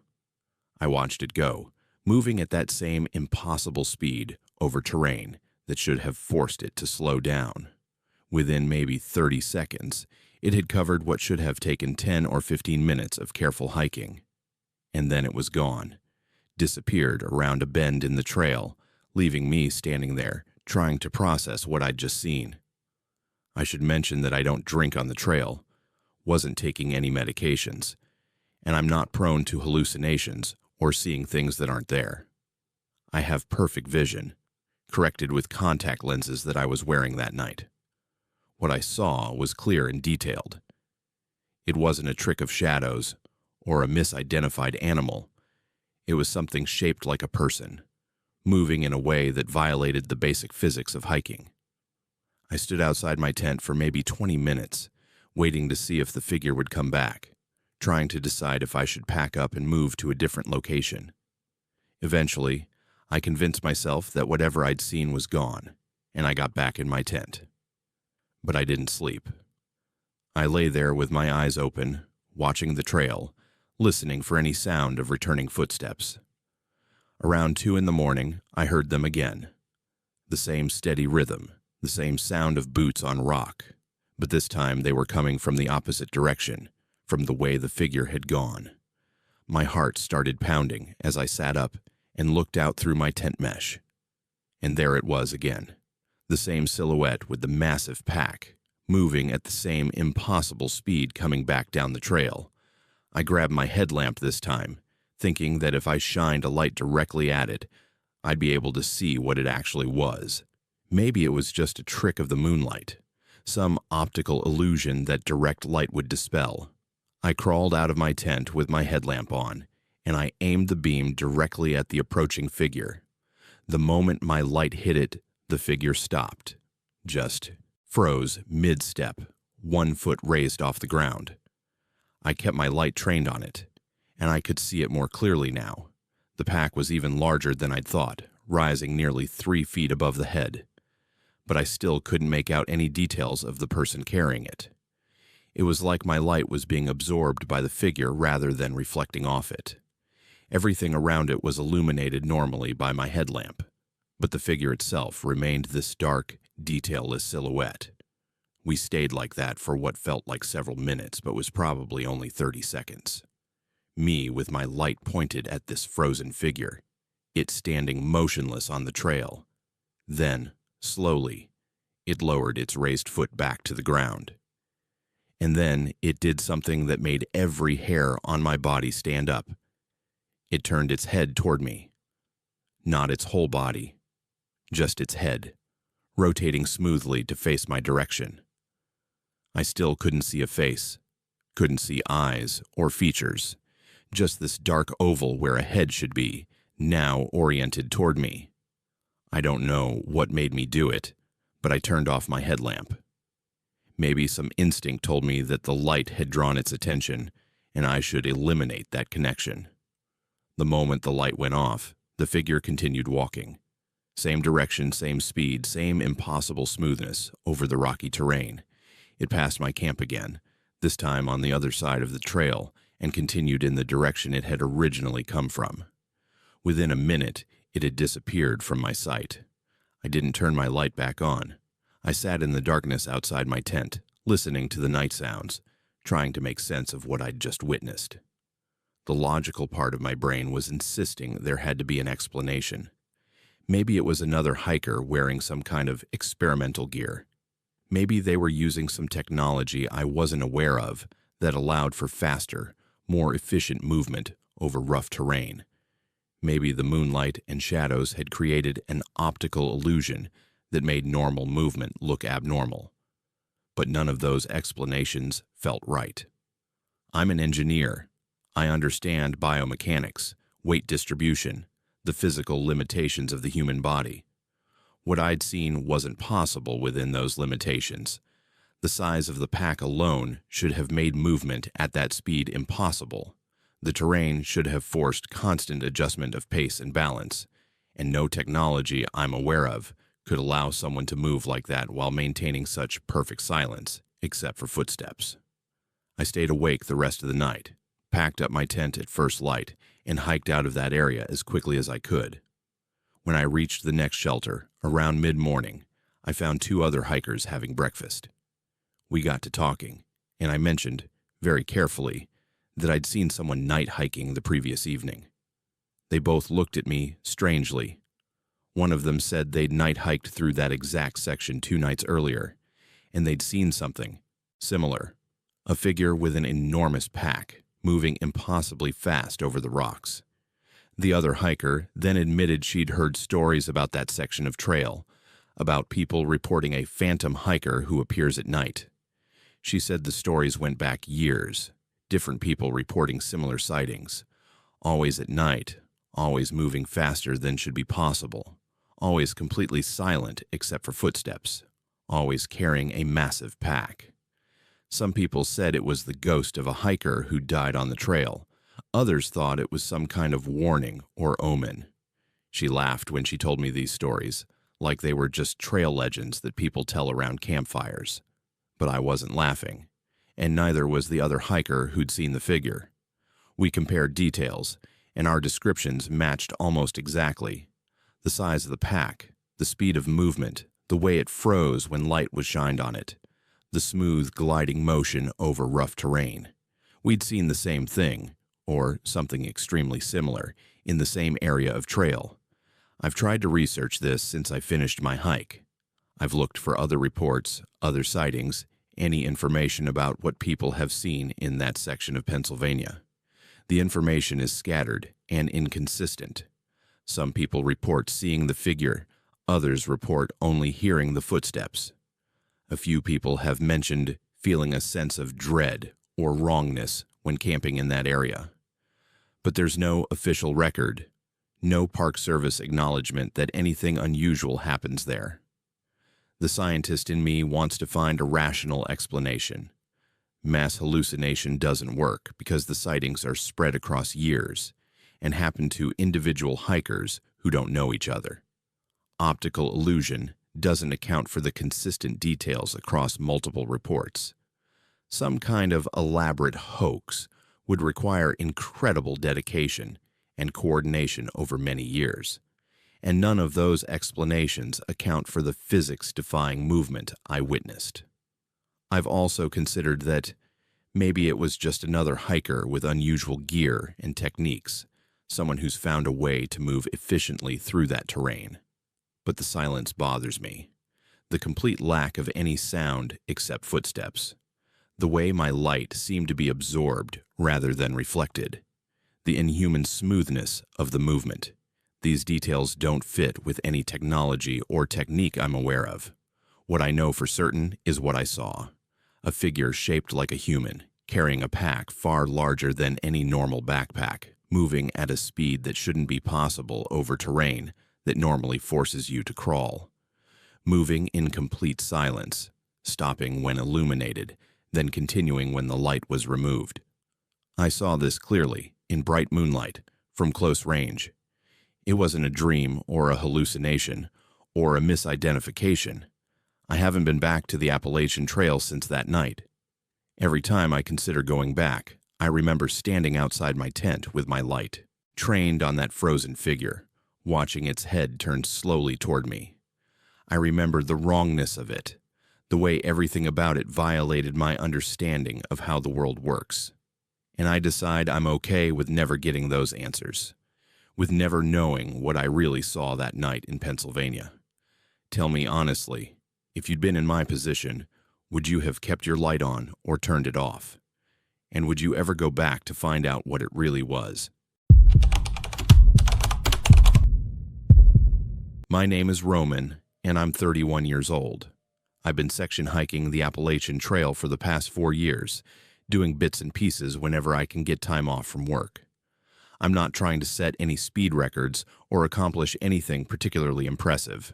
I just love being out there, away from screens and traffic and the constant noise of modern life. Last April, I was hiking through the Great Smoky Mountains section in Tennessee, and I had an experience that's made me question everything I thought I understood about reality and coincidence and the nature of information itself. I arrived at Spence Field Shelter late in the afternoon on a misty Thursday. The spring wildflowers were just starting to bloom, and the whole area had this ethereal quality, with fog drifting through the trees. The shelter was one of those classic AT structures, 3 walls and a roof, with a covered area where hikers can sleep out of the weather. When I got there, the place was empty, which was nice. I was looking forward to a quiet evening alone. One of the traditions on the Appalachian Trail is the shelter log. Every shelter has a notebook where hikers can write entries, leave messages for friends who might be behind them, share observations about trail conditions, or just record their thoughts. Some people write profound reflections on their journey. Others just note the date and their trail name. I've always enjoyed reading through these logs when I arrive at a shelter. It's a way of feeling connected to the larger community of hikers, even when you're alone. I settled into the shelter, set up my sleeping bag, and then sat down with the logbook to read through the recent entries while I ate dinner. The book was pretty full, maybe 3/4 of the way through. I started from the most recent entry and began working my way backward through the pages. Most of it was standard stuff. People commenting on the beautiful views, the difficulty of the climbs, the weather conditions. A few people had left messages for specific hiking partners. Nothing unusual. Then I started noticing entries from someone with the trail name Creekside. The first one I saw was from 3 days earlier, and it was longer than most entries. Creekside had written about watching the sunset from the field, about feeling grateful for the solitude of the trail, about observing other hikers and wondering about their stories. It was well written, almost poetic, but something about it made me uncomfortable in a way I couldn't immediately identify. I kept reading backward through the log, and I found more entries from Creekside. They appeared every few pages, sometimes with a week or two between them, sometimes more frequently. As I read more of them, my discomfort grew. Creekside wasn't just observing other hikers in a casual way. They were documenting specific people in detailed, almost obsessive detail. One entry described a woman with red hair who'd stayed at the shelter 2 weeks earlier, noting the brand of her sleeping bag, the contents of her dinner, the book she'd been reading, and the fact that she'd talked in her sleep. Another entry from Creekside focused on a couple who'd apparently stayed at the shelter about a month back. The entry described their argument in detail, including specific phrases they'd used, and speculated about their relationship problems. It noted that the woman had cried herself to sleep while the man had sat outside the shelter for hours. The level of detail suggested that Creekside had been watching them very closely, probably for the entire evening. I felt my skin crawling as I continued reading. Entry after entry, Creekside documented other hikers with an intensity that went far beyond normal social observation. They noted people's routines, their vulnerabilities, their habits. One entry mentioned watching a solo male hiker organize his gear in the morning, listing every item and where he'd packed it. Another described following a group of college-age hikers for several miles, staying far enough back that they didn't notice but close enough to overhear their conversations. Then I found an entry that made my blood run cold. It was dated the previous night, just 1 day before I'd arrived at the shelter. Creekside had written about a woman who'd stayed at Spence Field Shelter that evening. The entry described her in detail. Brown hair pulled back in a ponytail, blue backpack with a tear on the left side pocket, green sleeping bag, white water bottles. It noted that she'd cooked ramen for dinner, that she'd spent an hour writing in her journal, that she'd seemed nervous about sleeping alone in the shelter, and then it said something that made my hands start shaking. It said she'd had trouble falling asleep, that she'd checked the shelter entrance multiple times, that she'd eventually drifted off around 11, but had woken several times during the night. How would someone know that unless they'd been watching her sleep, unless they'd been sitting there in the darkness, observing her throughout the night? I looked around the shelter suddenly, half expecting to see someone in the shadows, but I was alone. The shelter was empty except for me and the growing darkness outside. I kept reading, working my way back through more entries from Creekside, and then I found one that stopped my breath entirely. It was dated about 2 weeks earlier. In this entry, Creekside described a hiker who'd arrived at the shelter in the late afternoon. Male, early 30s, medium height, dark hair, gray backpack, blue jacket. The entry noted that this hiker had spent considerable time reading through the shelter log, that he'd cooked pasta for dinner, that he'd hung his food bag from the bear cables behind the shelter. That was me. That exact description matched me from the last time I'd been in this area, at a different shelter about 6 miles from here. I remembered that evening clearly because I'd been the only person at that shelter, and I'd spent a long time reading through the logbook just like I was doing now. The details were perfect. The color of my jacket, the type of food I'd eaten, even the specific way I'd hung my food bag. Creekside had been watching me, had documented me, had written about me in this logbook without my knowledge. I felt violated and terrified in equal measure. I flipped to the most recent entry from Creekside, the one from the previous night about the woman with the brown hair. At the bottom of that entry, below the description of her restless sleep, was one more sentence that I'd missed the first time I read it. It said, "Tomorrow will be interesting." I checked the date on that entry again. It was from last night. Tomorrow, in that context, meant today. meant now. I was the interesting thing that was happening tomorrow. I looked at the shelter entrance, at the deepening darkness beyond it, and I felt completely exposed. Someone had been watching hikers at this shelter, documenting their behavior, and they'd known I was coming. How could they have known? Had they been following me? Had they been watching me approach on the trail? I made a decision quickly. I packed up my gear with shaking hands, stuffing everything into my backpack without my usual organization. I needed to get out of that shelter, needed to put distance between myself and whoever Creekside was. But it was already dark outside, and hiking at night through the Smokies is dangerous even on a clear trail. I could easily get lost or injured. I was trapped between the fear of staying and the danger of leaving. I compromised. I moved away from the shelter, but stayed close enough to see it, finding a spot maybe 50 yards away where I could hide behind some rocks and trees. I set up my sleeping bag in the most concealed spot I could find and sat there in the darkness, watching the shelter, waiting to see if anyone would arrive. My knife was in my hand, and every sound made me jump. Around 9 o'clock, I saw a light, a headlamp, approaching the shelter from the direction I'd come from earlier. The figure moved slowly, deliberately, checking the shelter carefully before entering. I couldn't see details from my hiding spot. Couldn't tell if it was male or female, young or old. The person sat in the shelter for maybe 10 minutes, and I could see them doing something by the light of their headlamp, but I couldn't tell what. Then they stood up, looked around as if searching for something, and walked out of the shelter. But they didn't continue on the trail. They walked around the perimeter of the shelter clearing, shining their light into the woods, moving in a pattern that suggested they were searching for something specific, for someone specific, for me. I pressed myself flatter against the rocks, barely breathing, watching this figure methodically search the area around the shelter. They spent at least 20 minutes doing this before finally giving up and leaving, hiking away from the shelter in the direction I'd been planning to go the next day. I didn't sleep at all that night.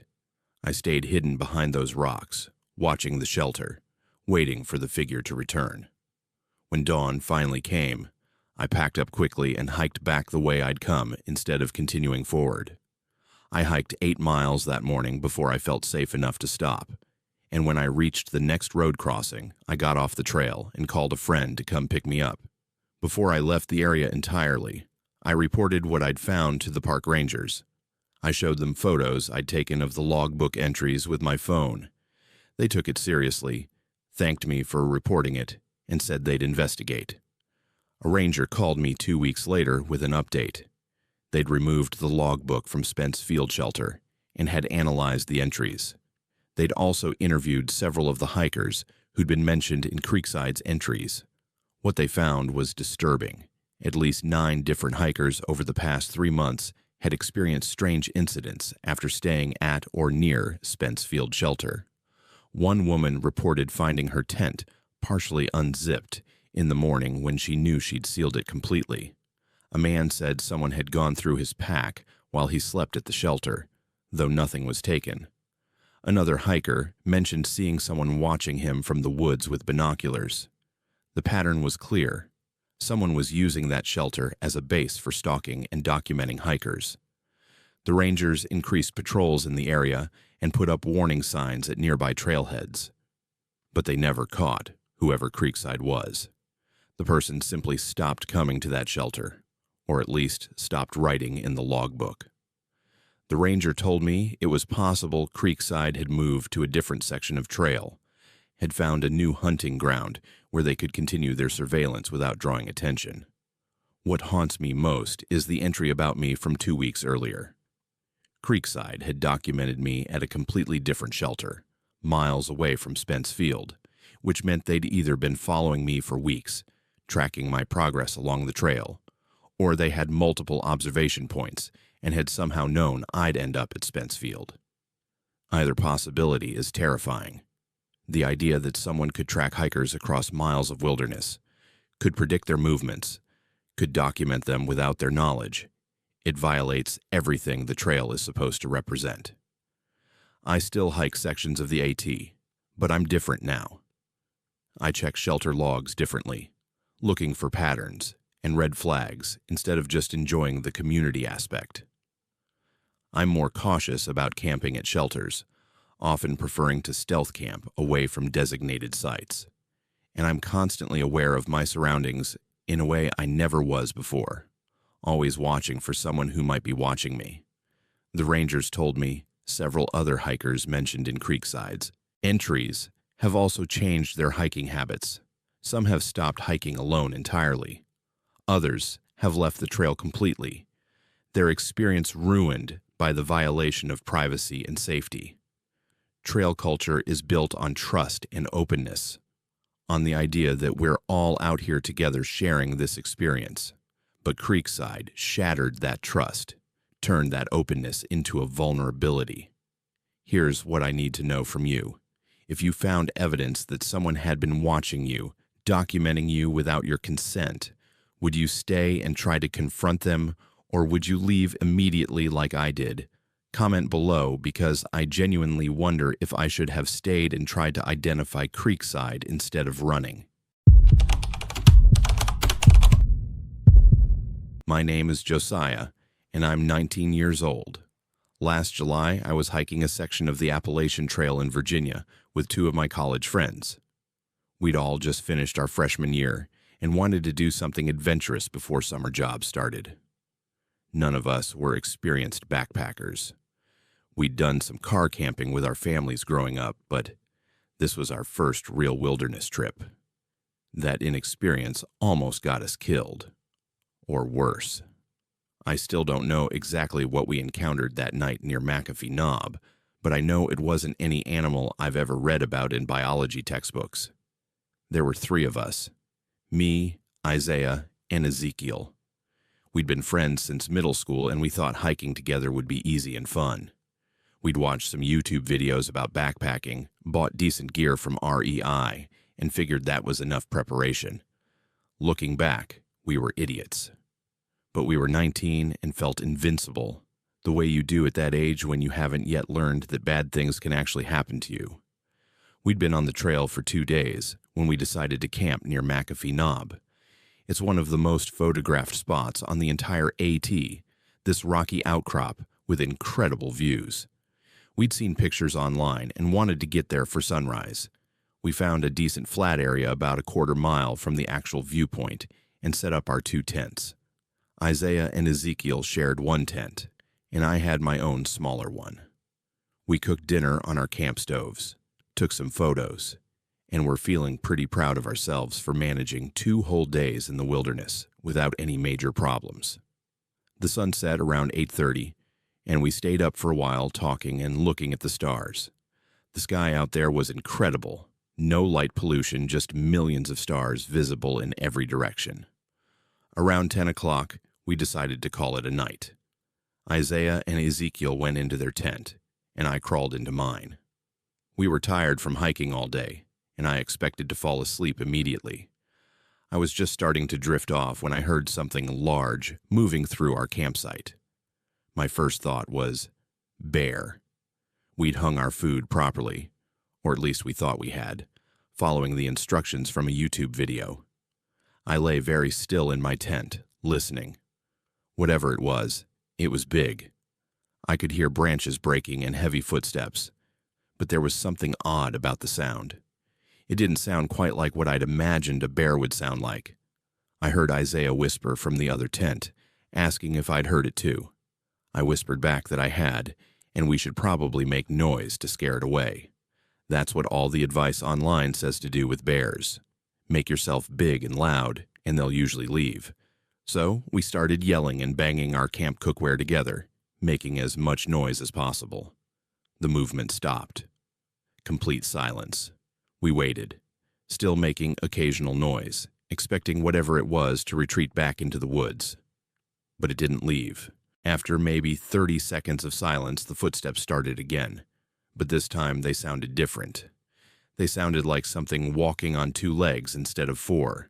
Heavy, deliberate steps, moving in a circle around our campsite. Ezekiel unzipped their tent and shined his headlamp toward the sound. I did the same from my tent. Our lights swept through the trees and undergrowth, but we didn't see anything. Just forest and darkness beyond the reach of our beams.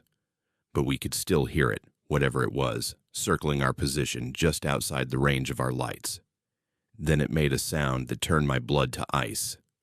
It was almost like a growl, but higher pitched, and there was something wrong with it. Something that didn't sound natural. It reminded me of those videos you see online of people using one of those voice distortion boxes, where human speech gets twisted into something inhuman. The sound circled with the footsteps, sometimes louder, sometimes softer, always maintaining that same unnatural quality. Isaiah called out, asking what we should do. I didn't have an answer. Every piece of bear safety advice I'd read said to make noise and show you're not prey. We were doing that, but it wasn't working. This thing, whatever it was, didn't seem afraid of us at all. If anything, our noise and lights seemed to have made it more interested in us. The circling continued for maybe 10 minutes. Then the footsteps stopped directly between our two tents, maybe 15 feet from each of us. We both had our lights pointed in that direction, but we still couldn't see anything. Just trees and shadows, but something was there. We could hear breathing now, heavy and ragged, coming from exactly where our lights were aimed. It was like whatever was there was invisible, or our lights weren't showing us what was really there. Ezekiel made a decision. He said we should leave, should pack up and night hike back to the nearest road. Isaiah agreed immediately. I hesitated because night hiking is dangerous, and we were inexperienced hikers in unfamiliar terrain. But staying seemed even more dangerous. We started frantically packing our gear, stuffing everything into our bags without any organization, just trying to move as fast as possible. The moment we started packing, the thing began circling again. Faster this time, the footsteps quickening, moving around and around our camp. And it started making more sounds. Not just that distorted growl, but something that sounded almost like words. None of us could make out what it was saying, but the rhythm and cadence were definitely language-like. Speech that had been twisted into something wrong. We got our tents down and our packs on in record time, probably less than 5 minutes. The three of us grouped together, standing back to back with our headlamps on, trying to keep whatever it was in view. But we still couldn't see it. Just the sounds, circling us, getting closer. And then we heard another sound that made all of us freeze. Claws on wood, long scratching sounds like something was dragging its claws down the trunk of a tree. The sound was close, maybe 10 feet away, but our lights showed nothing at the tree where the sound was coming from. Isaiah started praying. He's not particularly religious, none of us are, but I heard him whispering prayers under his breath. Ezekiel was crying, trying to hold it together, but failing. I was the one with the compass and map, so I was trying to figure out which direction we needed to go to reach the trail. My hands were shaking so badly I could barely read the compass. We started moving, staying close together, our backs almost touching, our lights sweeping constantly through the woods around us. The thing followed us. We could hear it pacing us, staying just outside our light beams, making those awful sounds. Sometimes it sounded like it was on 2 legs, sometimes on 4. Sometimes the footsteps came from our left, sometimes from behind, sometimes from ahead of us. It was like there were multiple things, or like one thing that could move impossibly fast. The hike back to the trail felt like it took hours, though it was probably only 20 minutes. Every step was terrified chaos. We kept bumping into each other, tripping over roots and rocks, swinging our lights wildly at every sound. The thing never attacked us, but it never left either. It just followed, circling, making those sounds, scraping its claws against trees, letting us know it was there. When we finally reached the main trail, marked by white blazes on the trees, the sound stopped. Instantly. One moment we could hear it pacing alongside us, and the next moment there was only silence. We stood on the trail, breathing hard, swinging our lights around, waiting for it to come back. But there was nothing. just the normal sounds of night in the forest. Insects, the wind in the trees, an owl somewhere in the distance. We didn't stop to discuss it. We just started hiking down the trail as fast as we could move safely. We hiked for 6 miles before we reached a road crossing, arriving there around 3 in the morning. We called Isaiah's older brother, who lived a few hours away, and he drove out to pick us up. We didn't try to explain what had happened. We just said we'd decided the trail wasn't for us and wanted to go home. The next day, after we'd all gotten some sleep, we tried to make sense of what we'd experienced. We compared notes, made sure we'd all heard and experienced the same things.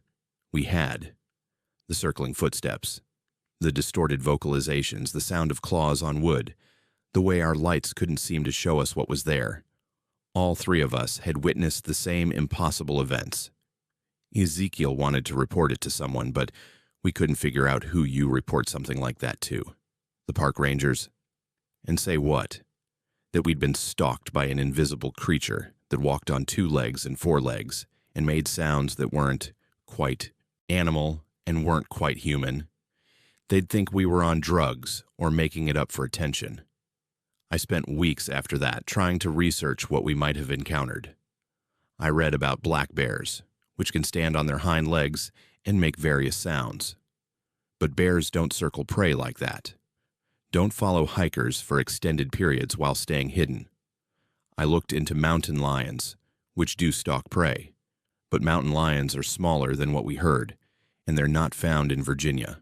I read about wild boars, coyotes, even rabid animals that might behave strangely. Nothing fit. Then I started looking into less conventional explanations. There are stories in Appalachian folklore about creatures that don't fit into normal zoology. Things with different names in different regions. Some people call them wood apes or forest giants. Others use names I won't repeat because I don't want to attract attention from people who take that folklore seriously. The descriptions in these stories match what we experienced better than any known animal. Bipedal, but able to move on all 4s. Capable of moving silently when they want to, but also capable of making sounds that are almost like human speech. Intelligent enough to stalk prey, to circle, and intimidate, rather than simply attacking. But I'm a biology major. I'm supposed to believe in evidence and scientific classification. Cryptids aren't real. Unknown large animals can't survive in heavily trafficked areas like the AT without being documented, photographed, and studied. The rational part of my brain insists there has to be another explanation. Maybe we all experience some kind of shared, panic-induced hallucination. Maybe it was a person playing an elaborate prank with speakers and recordings. Maybe exhaustion and darkness combined to make us misinterpret normal animal behavior. But I was there. I heard those footsteps on 2 legs and then on 4. I heard sounds that weren't quite speech and weren't quite animal calls. I felt the intelligence behind the behavior, the deliberate circling, the way it seemed to be toying with us rather than hunting us. Whatever was in those woods that night wasn't a bear or a boar or a person with speakers. Isaiah transferred to a different college after that summer. He said it wasn't related to what happened, but I know that's not true. He needed to get away from Virginia, from anywhere near the mountains where we'd had that experience. Ezekiel still has nightmares about it. He told me last month that he hears those sounds sometimes when he's falling asleep, that distorted, almost speech circling through his head. I haven't been hiking since that night. I tell people I got busy with school and haven't had time, but the truth is I'm afraid. Not just of going back to the Appalachian Trail, but of going into any wilderness area. Because now I know that there are things out there that don't fit into the neat categories we've created. Things that can be right next to you, without your lights showing them. Things that understand how to hunt and intimidate without ever revealing themselves. The rangers later told us they found claw marks on several trees in the area where we'd camped. The marks were too high to be from any known animal in that region. They were about 7 feet off the ground, gouged deep into the bark. They took photos and measurements, but never publicly released any information about them. I only know because Isaiah's brother has a friend who works for the Park Service, and he quietly shared that detail with us. So here's what I want to know from you, and please be honest in the comments. Do you think there are animals out there that science hasn't documented yet? Large animals, intelligent animals, living in wilderness areas where millions of people hike every year? Or do you think 3 19-year-old kids just freaked themselves out and misinterpreted what was probably just a curious bear? My name is Tiago, and I'm 41 years old. I've been section hiking the Appalachian Trail for the past 6 years, chipping away at it piece by piece whenever I can get away from my job and family responsibilities.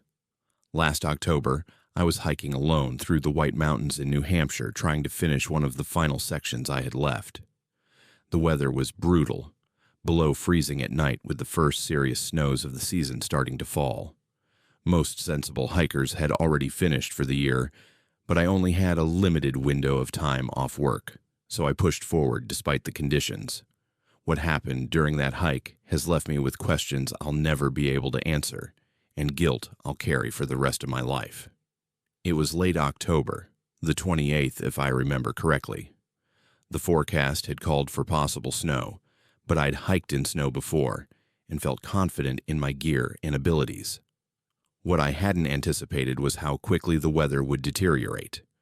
By mid-afternoon, what had started as light flurries had turned into a legitimate storm. Visibility dropped to maybe 50 feet, the temperature plummeted, and the wind picked up enough to make forward progress genuinely difficult. I was debating whether to set up camp early or push through to a shelter that was supposedly another 3 miles ahead when I saw her. A woman, hiking toward me on the trail coming from the direction I was heading. She was completely inappropriately dressed for the conditions. Sneakers instead of boots, a light windbreaker instead of a proper winter jacket, no hat, no gloves, no visible backpack. She looked like someone who'd gone out for a casual walk on a spring day, not someone facing a potentially deadly snowstorm in the White Mountains. My first reaction was alarm. This woman was in serious danger. Hypothermia can set in quickly in these conditions, and she was dressed like she didn't understand that. I called out to her as she approached, asking if she was okay. She looked at me but didn't stop walking. Her expression was strange, distant, like she was looking through me rather than at me. She said she was fine, that she was almost there and needed to meet him. I asked her what she meant, where she was going. The nearest trailhead was miles behind me, and there was nothing ahead except more wilderness and worsening weather. She just repeated that she was almost there, that he was waiting for her. Her voice had this dreamy quality to it, disconnected, like she wasn't fully present. I noticed her lips had a bluish tint, and she wasn't shivering, which is actually a bad sign. When you stop shivering in cold conditions, it often means your body is shutting down.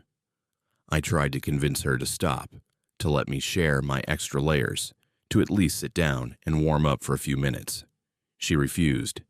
She kept saying she had to keep going, that she couldn't be late, that he'd been waiting so long. I asked who was waiting, thinking maybe she was meeting a hiking partner or a guide. She didn't answer that question directly, just smiled in this vague way and said she'd been trying to get there for so long. The ethical dilemma hit me hard. This woman was clearly not thinking rationally, probably already experiencing the mental confusion that comes with hypothermia. But she was an adult, seemingly of sound mind despite her poor decisions, and she was actively refusing my help. Did I have the right to physically prevent her from continuing? Could I justify using force to stop her, even if it was for her own safety? I tried everything I could think of to change her mind. I explained that she was showing signs of hypothermia, that her clothing was inadequate, that the weather was only going to get worse. I offered to hike back with her to the nearest road. I offered her my spare jacket, which she refused. I even tried to scare her by describing exactly what would happen if she continued in her current state. Confusion, exhaustion, Eventually, she'd sit down to rest and never get back up. None of it seemed to register. She just kept insisting she was almost there. The snow was getting heavier. The wind was picking up. I could feel the temperature continuing to drop. I was properly equipped and already starting to feel uncomfortably cold. This woman in her sneakers and light jacket couldn't possibly survive much longer out here. I made one final attempt, physically stepping in front of her on the trail, blocking her path. I told her I couldn't let her continue like this, that she needed help whether she wanted to accept it or not. She looked directly at me for the first time, really looked at me, and what I saw in her eyes made me step back. They were empty. Not angry or scared or confused, just empty. Like whatever made her a person had already left. And I was talking to something that just looked like a woman. She said very quietly that I should let her pass, that this didn't concern me, that some things were already decided. I let her walk past me. I stood there on that snowy trail and watched her continue deeper into the wilderness, heading into worsening weather in completely inadequate gear, and I didn't stop her. I tell myself that I didn't have a choice, that she was an adult making her own decisions, that I couldn't have physically forced her to come with me. But the truth is, I was also thinking about my own survival. If I'd stayed with her, tried to help her against her will, we both might have died out there. I had a wife and 2 kids at home. I couldn't risk my life for someone who was refusing help. I watched her disappear into the snow and fog, and then I turned around and hiked as fast as I could back the way I'd come. I needed to reach the last road crossing I'd passed, needed to get to a phone and report this to search and rescue. The hike back was brutal. The storm had intensified, and I was pushing my body hard, racing against darkness and weather. I reached the road, crossing just before full dark, and managed to flag down a car. The driver let me use his phone to call 911. I reported everything to the emergency dispatcher, described the woman in as much detail as I could remember. Medium height, maybe late 20s or early 30s, brown hair, pale skin, blue lips, wearing sneakers and a tan windbreaker.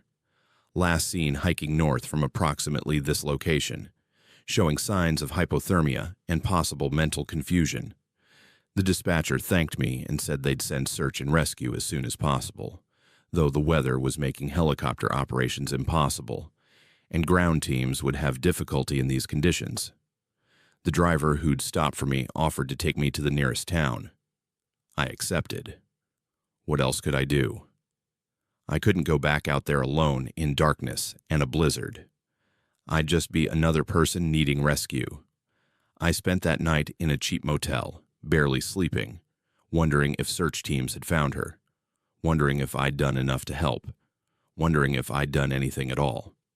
The next morning, I called the local ranger station for an update. They told me search and rescue had attempted to deploy the previous evening, but conditions had been too dangerous. They'd sent teams out at first light, but had found no trace of the woman I'd described. No footprints, no signs of anyone having been in that area recently. The fresh snow had covered any tracks that might have existed. I spent another day in town, talking to rangers, giving more detailed statements, looking at maps, and trying to pinpoint exactly where I'd encountered her. They took my report seriously, but I could sense their skepticism. A woman hiking alone in a blizzard, dressed inappropriately, refusing help, talking about meeting someone who was waiting for her.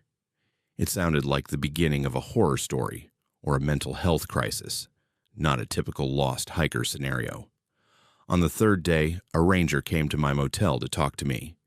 She brought photos, asked me to look through them and see if any of them matched the woman I'd seen. Most of the photos were recent missing persons reports from the region. None of them looked like the woman I'd encountered.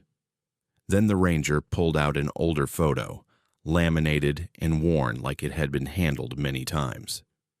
She asked if this could be who I'd seen. The photo showed a young woman, probably in her late 20s, with brown hair and a friendly smile. She was wearing sneakers and a tan windbreaker. The photo quality suggested it had been taken years ago, maybe on film rather than digital. I felt my stomach drop. That was her. The same face, the same clothing, everything matched. I told the ranger yes, that was definitely the woman I'd seen. The ranger was quiet for a long moment. Then she told me the photo was from a missing persons case. A woman had disappeared while day hiking in that area 30 years ago. She'd gone out for what was supposed to be a short hike, told her boyfriend she'd be back by evening. When she didn't return, he'd reported her missing. Search teams had found her car at a trailhead, but no trace of her on the trail. She'd been wearing sneakers and a light jacket. They'd never found her body, never determined what happened to her. I insisted that couldn't be right. The woman I'd seen had been real, physical, solid. We'd had a conversation. She'd refused my jacket. She'd walked past me on the trail. The ranger didn't argue with me, but she had this expression that suggested she'd heard similar stories before. She mentioned that there had been other reports over the years, other hikers claiming to see a woman matching that description in the same general area, always in late October, always dressed inappropriately for the weather, always insisting she needed to meet someone who was waiting. I didn't want to believe it. I still don't want to believe it. I'm not someone who accepts supernatural explanations easily. But I can't reconcile what the ranger told me with what I experienced. The woman I saw was real. I was close enough to see her blue lips, to see her breath in the cold air. We spoke to each other. She moved around me when I tried to block her path. How could that be a ghost, or a hallucination, or whatever paranormal explanation people want to apply? The ranger told me they'd send teams to search the area again just in case. They did. They found nothing. No tracks, no signs of anyone having been there, no body. The ranger called me a week later to say they were suspending the active search. There was nothing to search for.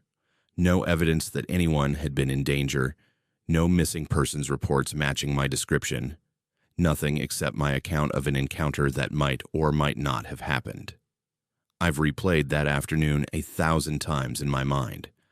I've questioned every detail, wondered if exhaustion and cold affected my perception, considered whether I might have been the one experiencing hypothermia-induced confusion. But I know what I saw. I know what happened. I encountered a woman on that trail. She refused my help, and I let her walk away into a storm that should have killed her. The guilt is overwhelming sometimes. If she was real, if she was an actual person in crisis, then I abandoned her. I prioritized my own safety over helping someone who desperately needed it. If she wasn't real, if she was some kind of echo or apparition of the woman who disappeared 30 years ago, then what does that mean about the nature of reality? What does it mean that I had a conversation with something that shouldn't exist? I finished my through hike the following spring, completing the sections I had left. But I skipped that particular area in New Hampshire. I couldn't bring myself to hike through there again, couldn't face the possibility of encountering her a second time. Part of me wanted to go back, wanted to see if she'd appear again, wanted answers. But a larger part of me was terrified of what those answers might be. The ranger gave me her card before I left town, told me to call if I ever remembered any additional details. She also mentioned, almost casually, that the woman who disappeared 30 years ago had last been seen arguing with her boyfriend. He'd told investigators they'd fought about his reluctance to commit to marriage. She'd apparently told him she was tired of waiting. The boyfriend had been investigated thoroughly, but was never charged with anything. No evidence of foul play was ever found. So here's my question for you, and I genuinely want to know what you think. If you'd been in my position, would you have physically forced that woman to come with you, even against her will? Or would you have let her go like I did? Because I still don't know if I made the right choice, and I don't think I'll ever know. My name is Wesley, and I'm 67 years old. I'm a retired teacher who spent 40 years in classrooms before deciding to spend my retirement doing all the things I'd put off while working. Section hiking the Appalachian Trail was near the top of that list. I'm methodical by nature, the kind of person who takes detailed notes and documents everything. That habit, That professional attention to detail is probably why what I discovered in the Great Smoky Mountains last April affected me so deeply. I have documentation, photographs, evidence that something deeply wrong was happening at Spence Field Shelter. But having evidence doesn't mean having answers, and the questions that remain have fundamentally changed how I see the trail and the people on it. I arrived at Spence Field Shelter on an April afternoon. The spring wildflowers were in full bloom, and the area was as beautiful as everyone had promised it would be. The shelter itself was empty when I arrived, which I appreciated. At my age, I value quiet evenings and the chance to reflect. I set up my sleeping area in the shelter, organized my gear with the same precision I'd used to organize my classroom for 4 decades, and then settled in with the shelter logbook. Reading shelter logs has become one of my favorite trail traditions. As an English teacher, I've always been fascinated by how people express themselves through writing, and shelter logs offered this wonderful cross-section of humanity. Some entries are profound, others mundane, but each one represents a moment in someone's journey. I started reading through the Spence Field log with my usual interest, a cup of tea in hand, enjoying the peaceful afternoon. The first several pages were typical. Hikers noting the date, their trail names if they had them, comments about the weather, or the difficulty of recent climbs. Some people left messages for friends who might be behind them on the trail. Others wrote about their emotional state, their reasons for hiking, their hopes and fears. Standard shelter log fare. Then I noticed something that made me pause and go back to reread more carefully. There was a pattern in the entries that wasn't immediately obvious on first reading. Every few pages, there would be an entry from someone using the trail name Creekside. At first glance, these entries seemed longer and more detailed than most, but nothing immediately alarming. Creekside wrote about the beauty of the shelter location, about watching sunsets, about the contemplative nature of solo hiking. The writing was actually quite good, better than most shelter log entries, with careful attention to descriptive language and sentence structure. My teacher's brain appreciated the craft even as something deeper began to trouble me. I started reading specifically for Creekside's entries, marking the pages with small pieces of paper so I could compare them. That's when the pattern became clear and deeply disturbing. Creekside wasn't writing about their own experience on the trail. They were writing about other hikers, detailed, intimate observations of people who'd stayed at the shelter. The entries documented physical descriptions, behavioral patterns, personal habits, equipment choices, everything. One entry described a woman who'd stayed at the shelter 2 weeks prior. It noted that she had red hair pulled into a braid, that she wore a blue jacket with a patch on the right sleeve, that she cooked oatmeal for breakfast and spent 20 minutes stretching before packing up her gear. It described how she'd talked in her sleep, calling out a name that sounded like Michael or Mitchell. Another entry focused on a couple who'd apparently stayed at the shelter 3 weeks earlier. Creekside had documented their argument in extensive detail, including direct quotes of what they'd said to each other. The entry noted that the woman had cried herself to sleep while the man had sat outside the shelter entrance for over an hour. It speculated about the underlying issues in their relationship, analyzing their body language and tone of voice with disturbing precision. This wasn't casual people watching. This was surveillance, obsessive documentation of people who had no idea they were being observed. I continued working my way backward through the log, finding more and more entries from Creekside. The pattern extended back months, maybe longer. Some entries were separated by weeks, others appeared every few days, but all of them shared that same quality of detailed observation, of watching people when they thought they were unobserved. One entry described a solo male hiker's entire morning routine, from how he organized his backpack to which items he packed in which pockets. The level of detail suggested Creekside had been watching for the entire process, probably for 30 to 45 minutes of sustained observation. As a teacher, I'd dealt with concerning behavior before. I'd identified students who were struggling, who were showing warning signs of various issues. I'd been trained to recognize patterns that suggested someone needed intervention. What I was reading in this logbook set off every alarm bell I'd learned to pay attention to over 4 decades in education. This was predatory behavior. Someone was using this shelter as a hunting ground, documenting potential victims with meticulous care. Then I found the entry that made my hands start shaking. It was dated 3 days prior to my arrival. Creekside had written about a solo female hiker who'd stayed at Spencefield Shelter. The description was extensive. Blonde hair in a ponytail, green backpack with multiple patches, purple water bottle, red sleeping bag. The entry noted what she'd eaten for dinner, that she'd spent over an hour writing in a journal before bed, that she'd seemed nervous about sleeping alone in the shelter, and had checked the entrance multiple times before, finally settling in for the night. Then the entry described how she'd slept restlessly, waking several times throughout the night, finally falling into deeper sleep around 2 in the morning. How would anyone know that unless they'd been watching her sleep, unless they'd been sitting in the darkness of the shelter or hiding nearby, observing her throughout the entire night? The violation was profound.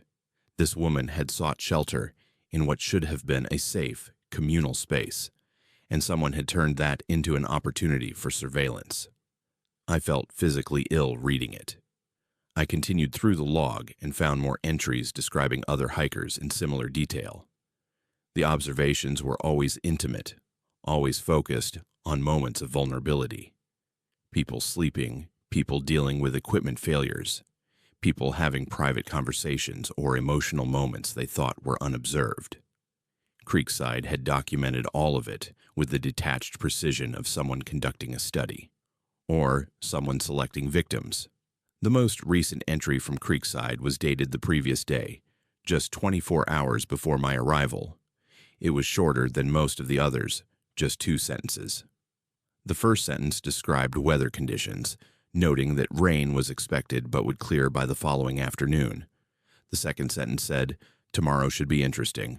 That was all. No elaboration, no explanation, just that ominous statement hanging there at the bottom of the page.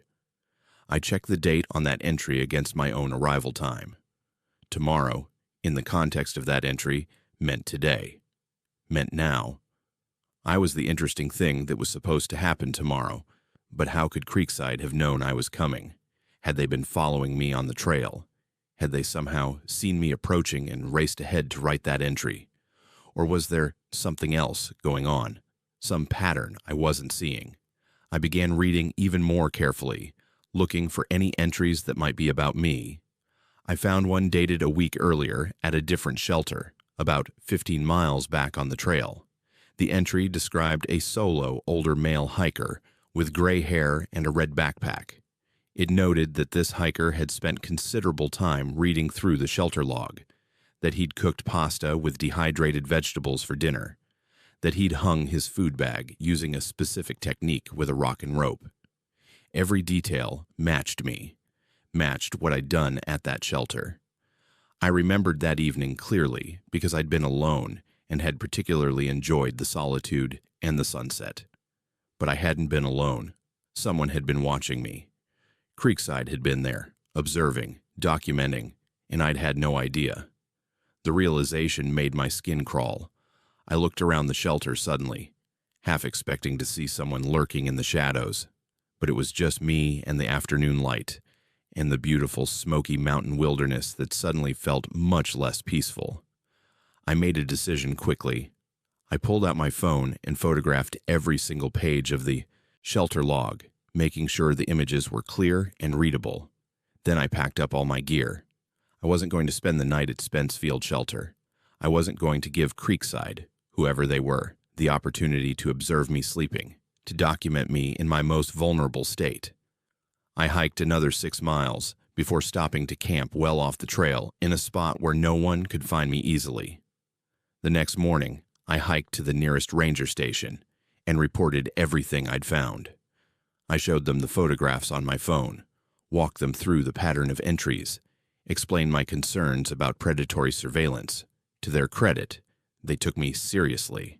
They said they'd investigate, would remove the logbook, would increase patrols in that area. They asked me to send them copies of all the photographs, which I did immediately. A ranger called me 2 weeks later with an update. They'd analyzed the logbook entries and had managed to contact several of the hikers who'd been described in Creekside's observations. What they discovered was even more disturbing than what I'd found. Multiple hikers reported experiencing strange incidents after staying at or near Spence Field Shelter. One woman said her tent had been partially unzipped in the morning when she'd definitely sealed it the night before. A man reported that items in his backpack had been moved around while he slept at the shelter. Another hiker mentioned seeing someone with binoculars watching the shelter from a distance. The pattern was clear. Creekside wasn't just writing about hikers. They were actively interacting with them, accessing their campsites and belongings while they slept. The ranger told me they'd set up surveillance equipment near Spence Field Shelter and were conducting regular patrols. They'd also put up warning signs at nearby trailheads, advising hikers to be cautious and to report any suspicious activity. But they hadn't caught anyone yet. Creekside had either moved to a different area or had simply stopped writing in the logbook now that their pattern had been discovered. What haunted me most was the entry about me from the week before. Creekside had watched me at a completely different shelter, had documented my behavior in detail, and had somehow known I'd end up at Spence Field Shelter on that specific day. Either they'd been following me for over a week, tracking my progress, or they had some way of predicting where hikers would be on specific dates. Neither possibility was comforting. The idea that someone could track individual hikers across dozens of miles of wilderness, could anticipate their movements, and position themselves to observe and document them. It violated everything the trail is supposed to represent. The ranger shared one more piece of information that changed my entire understanding of the situation. They'd checked with other shelters in the region, looking to see if similar patterns existed in other logbooks. What they found suggested this wasn't an isolated incident. At least 4 other shelters within a 50-mile radius had entries that matched Creekside's writing style and obsessive documentation patterns. Sometimes the trail name was different. Sometimes there was no trail name at all, but the behavior was identical. Detailed surveillance of other hikers, intimate observations of vulnerable moments, the same disturbing precision. This wasn't one person operating in one location. It was either the same person moving between multiple shelters, or it was multiple people engaging in the same behavior. Either possibility suggested something organized, systematic, sustained over time and distance. The ranger told me they were expanding their investigation, coordinating with park services in other states, trying to determine the full scope of what was happening. I've continued hiking sections of the AT since that experience, but I'm different now. I read shelter logs with a different purpose, looking for patterns and warning signs instead of enjoying them as communal literature. I'm more cautious about where I camp, often preferring to stay well away from shelters and other hikers. And I document everything in my own journal, not just my experiences, but also anyone I encounter who seems to be taking unusual interest in other hikers. The most disturbing aspect of this entire situation is how it's undermined my trust in the trail community. The Appalachian Trail culture is built on openness and mutual support. Hikers share shelters with strangers, accept rides from trail angels they've just met, trust that the people around them are there for the same reasons they are. But Creekside proved that trust can be exploited, that openness can become vulnerability, that the very things that make trail culture special, the willingness to be authentic and unguarded with fellow hikers, can also make people targets for those with darker intentions. Several other hikers who are mentioned in Creekside's entries have contacted me through the trail community networks. We've formed a kind of informal support group. People who've had their sense of safety on the trail violated by discovering they were being watched and documented without consent. Some of them have stopped hiking entirely. Others continue, but with a wariness that diminishes the experience. All of us share this question that has no good answer. How many other creeksides are out there? How many other people are using the trail not for recreation or spiritual growth or challenge, but as a hunting ground where they can observe and document and potentially harm vulnerable people in isolated locations? I spent 40 years teaching young people to trust their instincts, to speak up when something felt wrong, to look out for those who might be struggling. Those same lessons apply on the trail. If you see something that doesn't feel right, if someone's behavior toward other hikers seems inappropriate or obsessive, report it. Document it. Don't assume someone else will handle it. The wilderness isn't separate from society. The same dangers that exist in populated areas exist on the trail, sometimes in more concentrated form, because the isolation makes potential victims more vulnerable and makes predatory behavior easier to hide. The ranger told me the investigation is ongoing. They're still trying to identify who Creekside is, still monitoring shelters for similar patterns, still interviewing hikers who might have information. But it's been over 6 months now, and they're no closer to answers. The logbook entries have stopped, at least under that name, but that doesn't mean the behavior has stopped. It probably just means whoever was doing it has adapted, has found new ways to conduct their surveillance without leaving obvious traces in public logbooks. So I'll leave you with this question, and I want you to really consider it before you answer in the comments. How carefully do you pay attention to who's around you when you're camping or hiking? Do you notice if the same person appears at multiple shelters along your route? Would you recognize if someone was watching you, documenting you, learning your patterns and vulnerabilities? Because the scariest thing I learned from this experience is how easy it is to be observed without knowing it. How simple it is for someone with bad intentions to blend into the trail community while conducting surveillance that could have devastating consequences. Thank you for watching this collection of true Appalachian Trail horror stories. If these accounts kept you awake, that's exactly what we do here at Bleak Fears. Remember to subscribe for new nightmare fuel uploaded every single night. Hit that notification bell so you never miss a story. And if you made it through all 11 without stopping, drop a comment telling me which story disturbed you the most. Until tomorrow night, stay safe out there. And remember that sometimes the scariest monsters are the ones that look just like everyone else.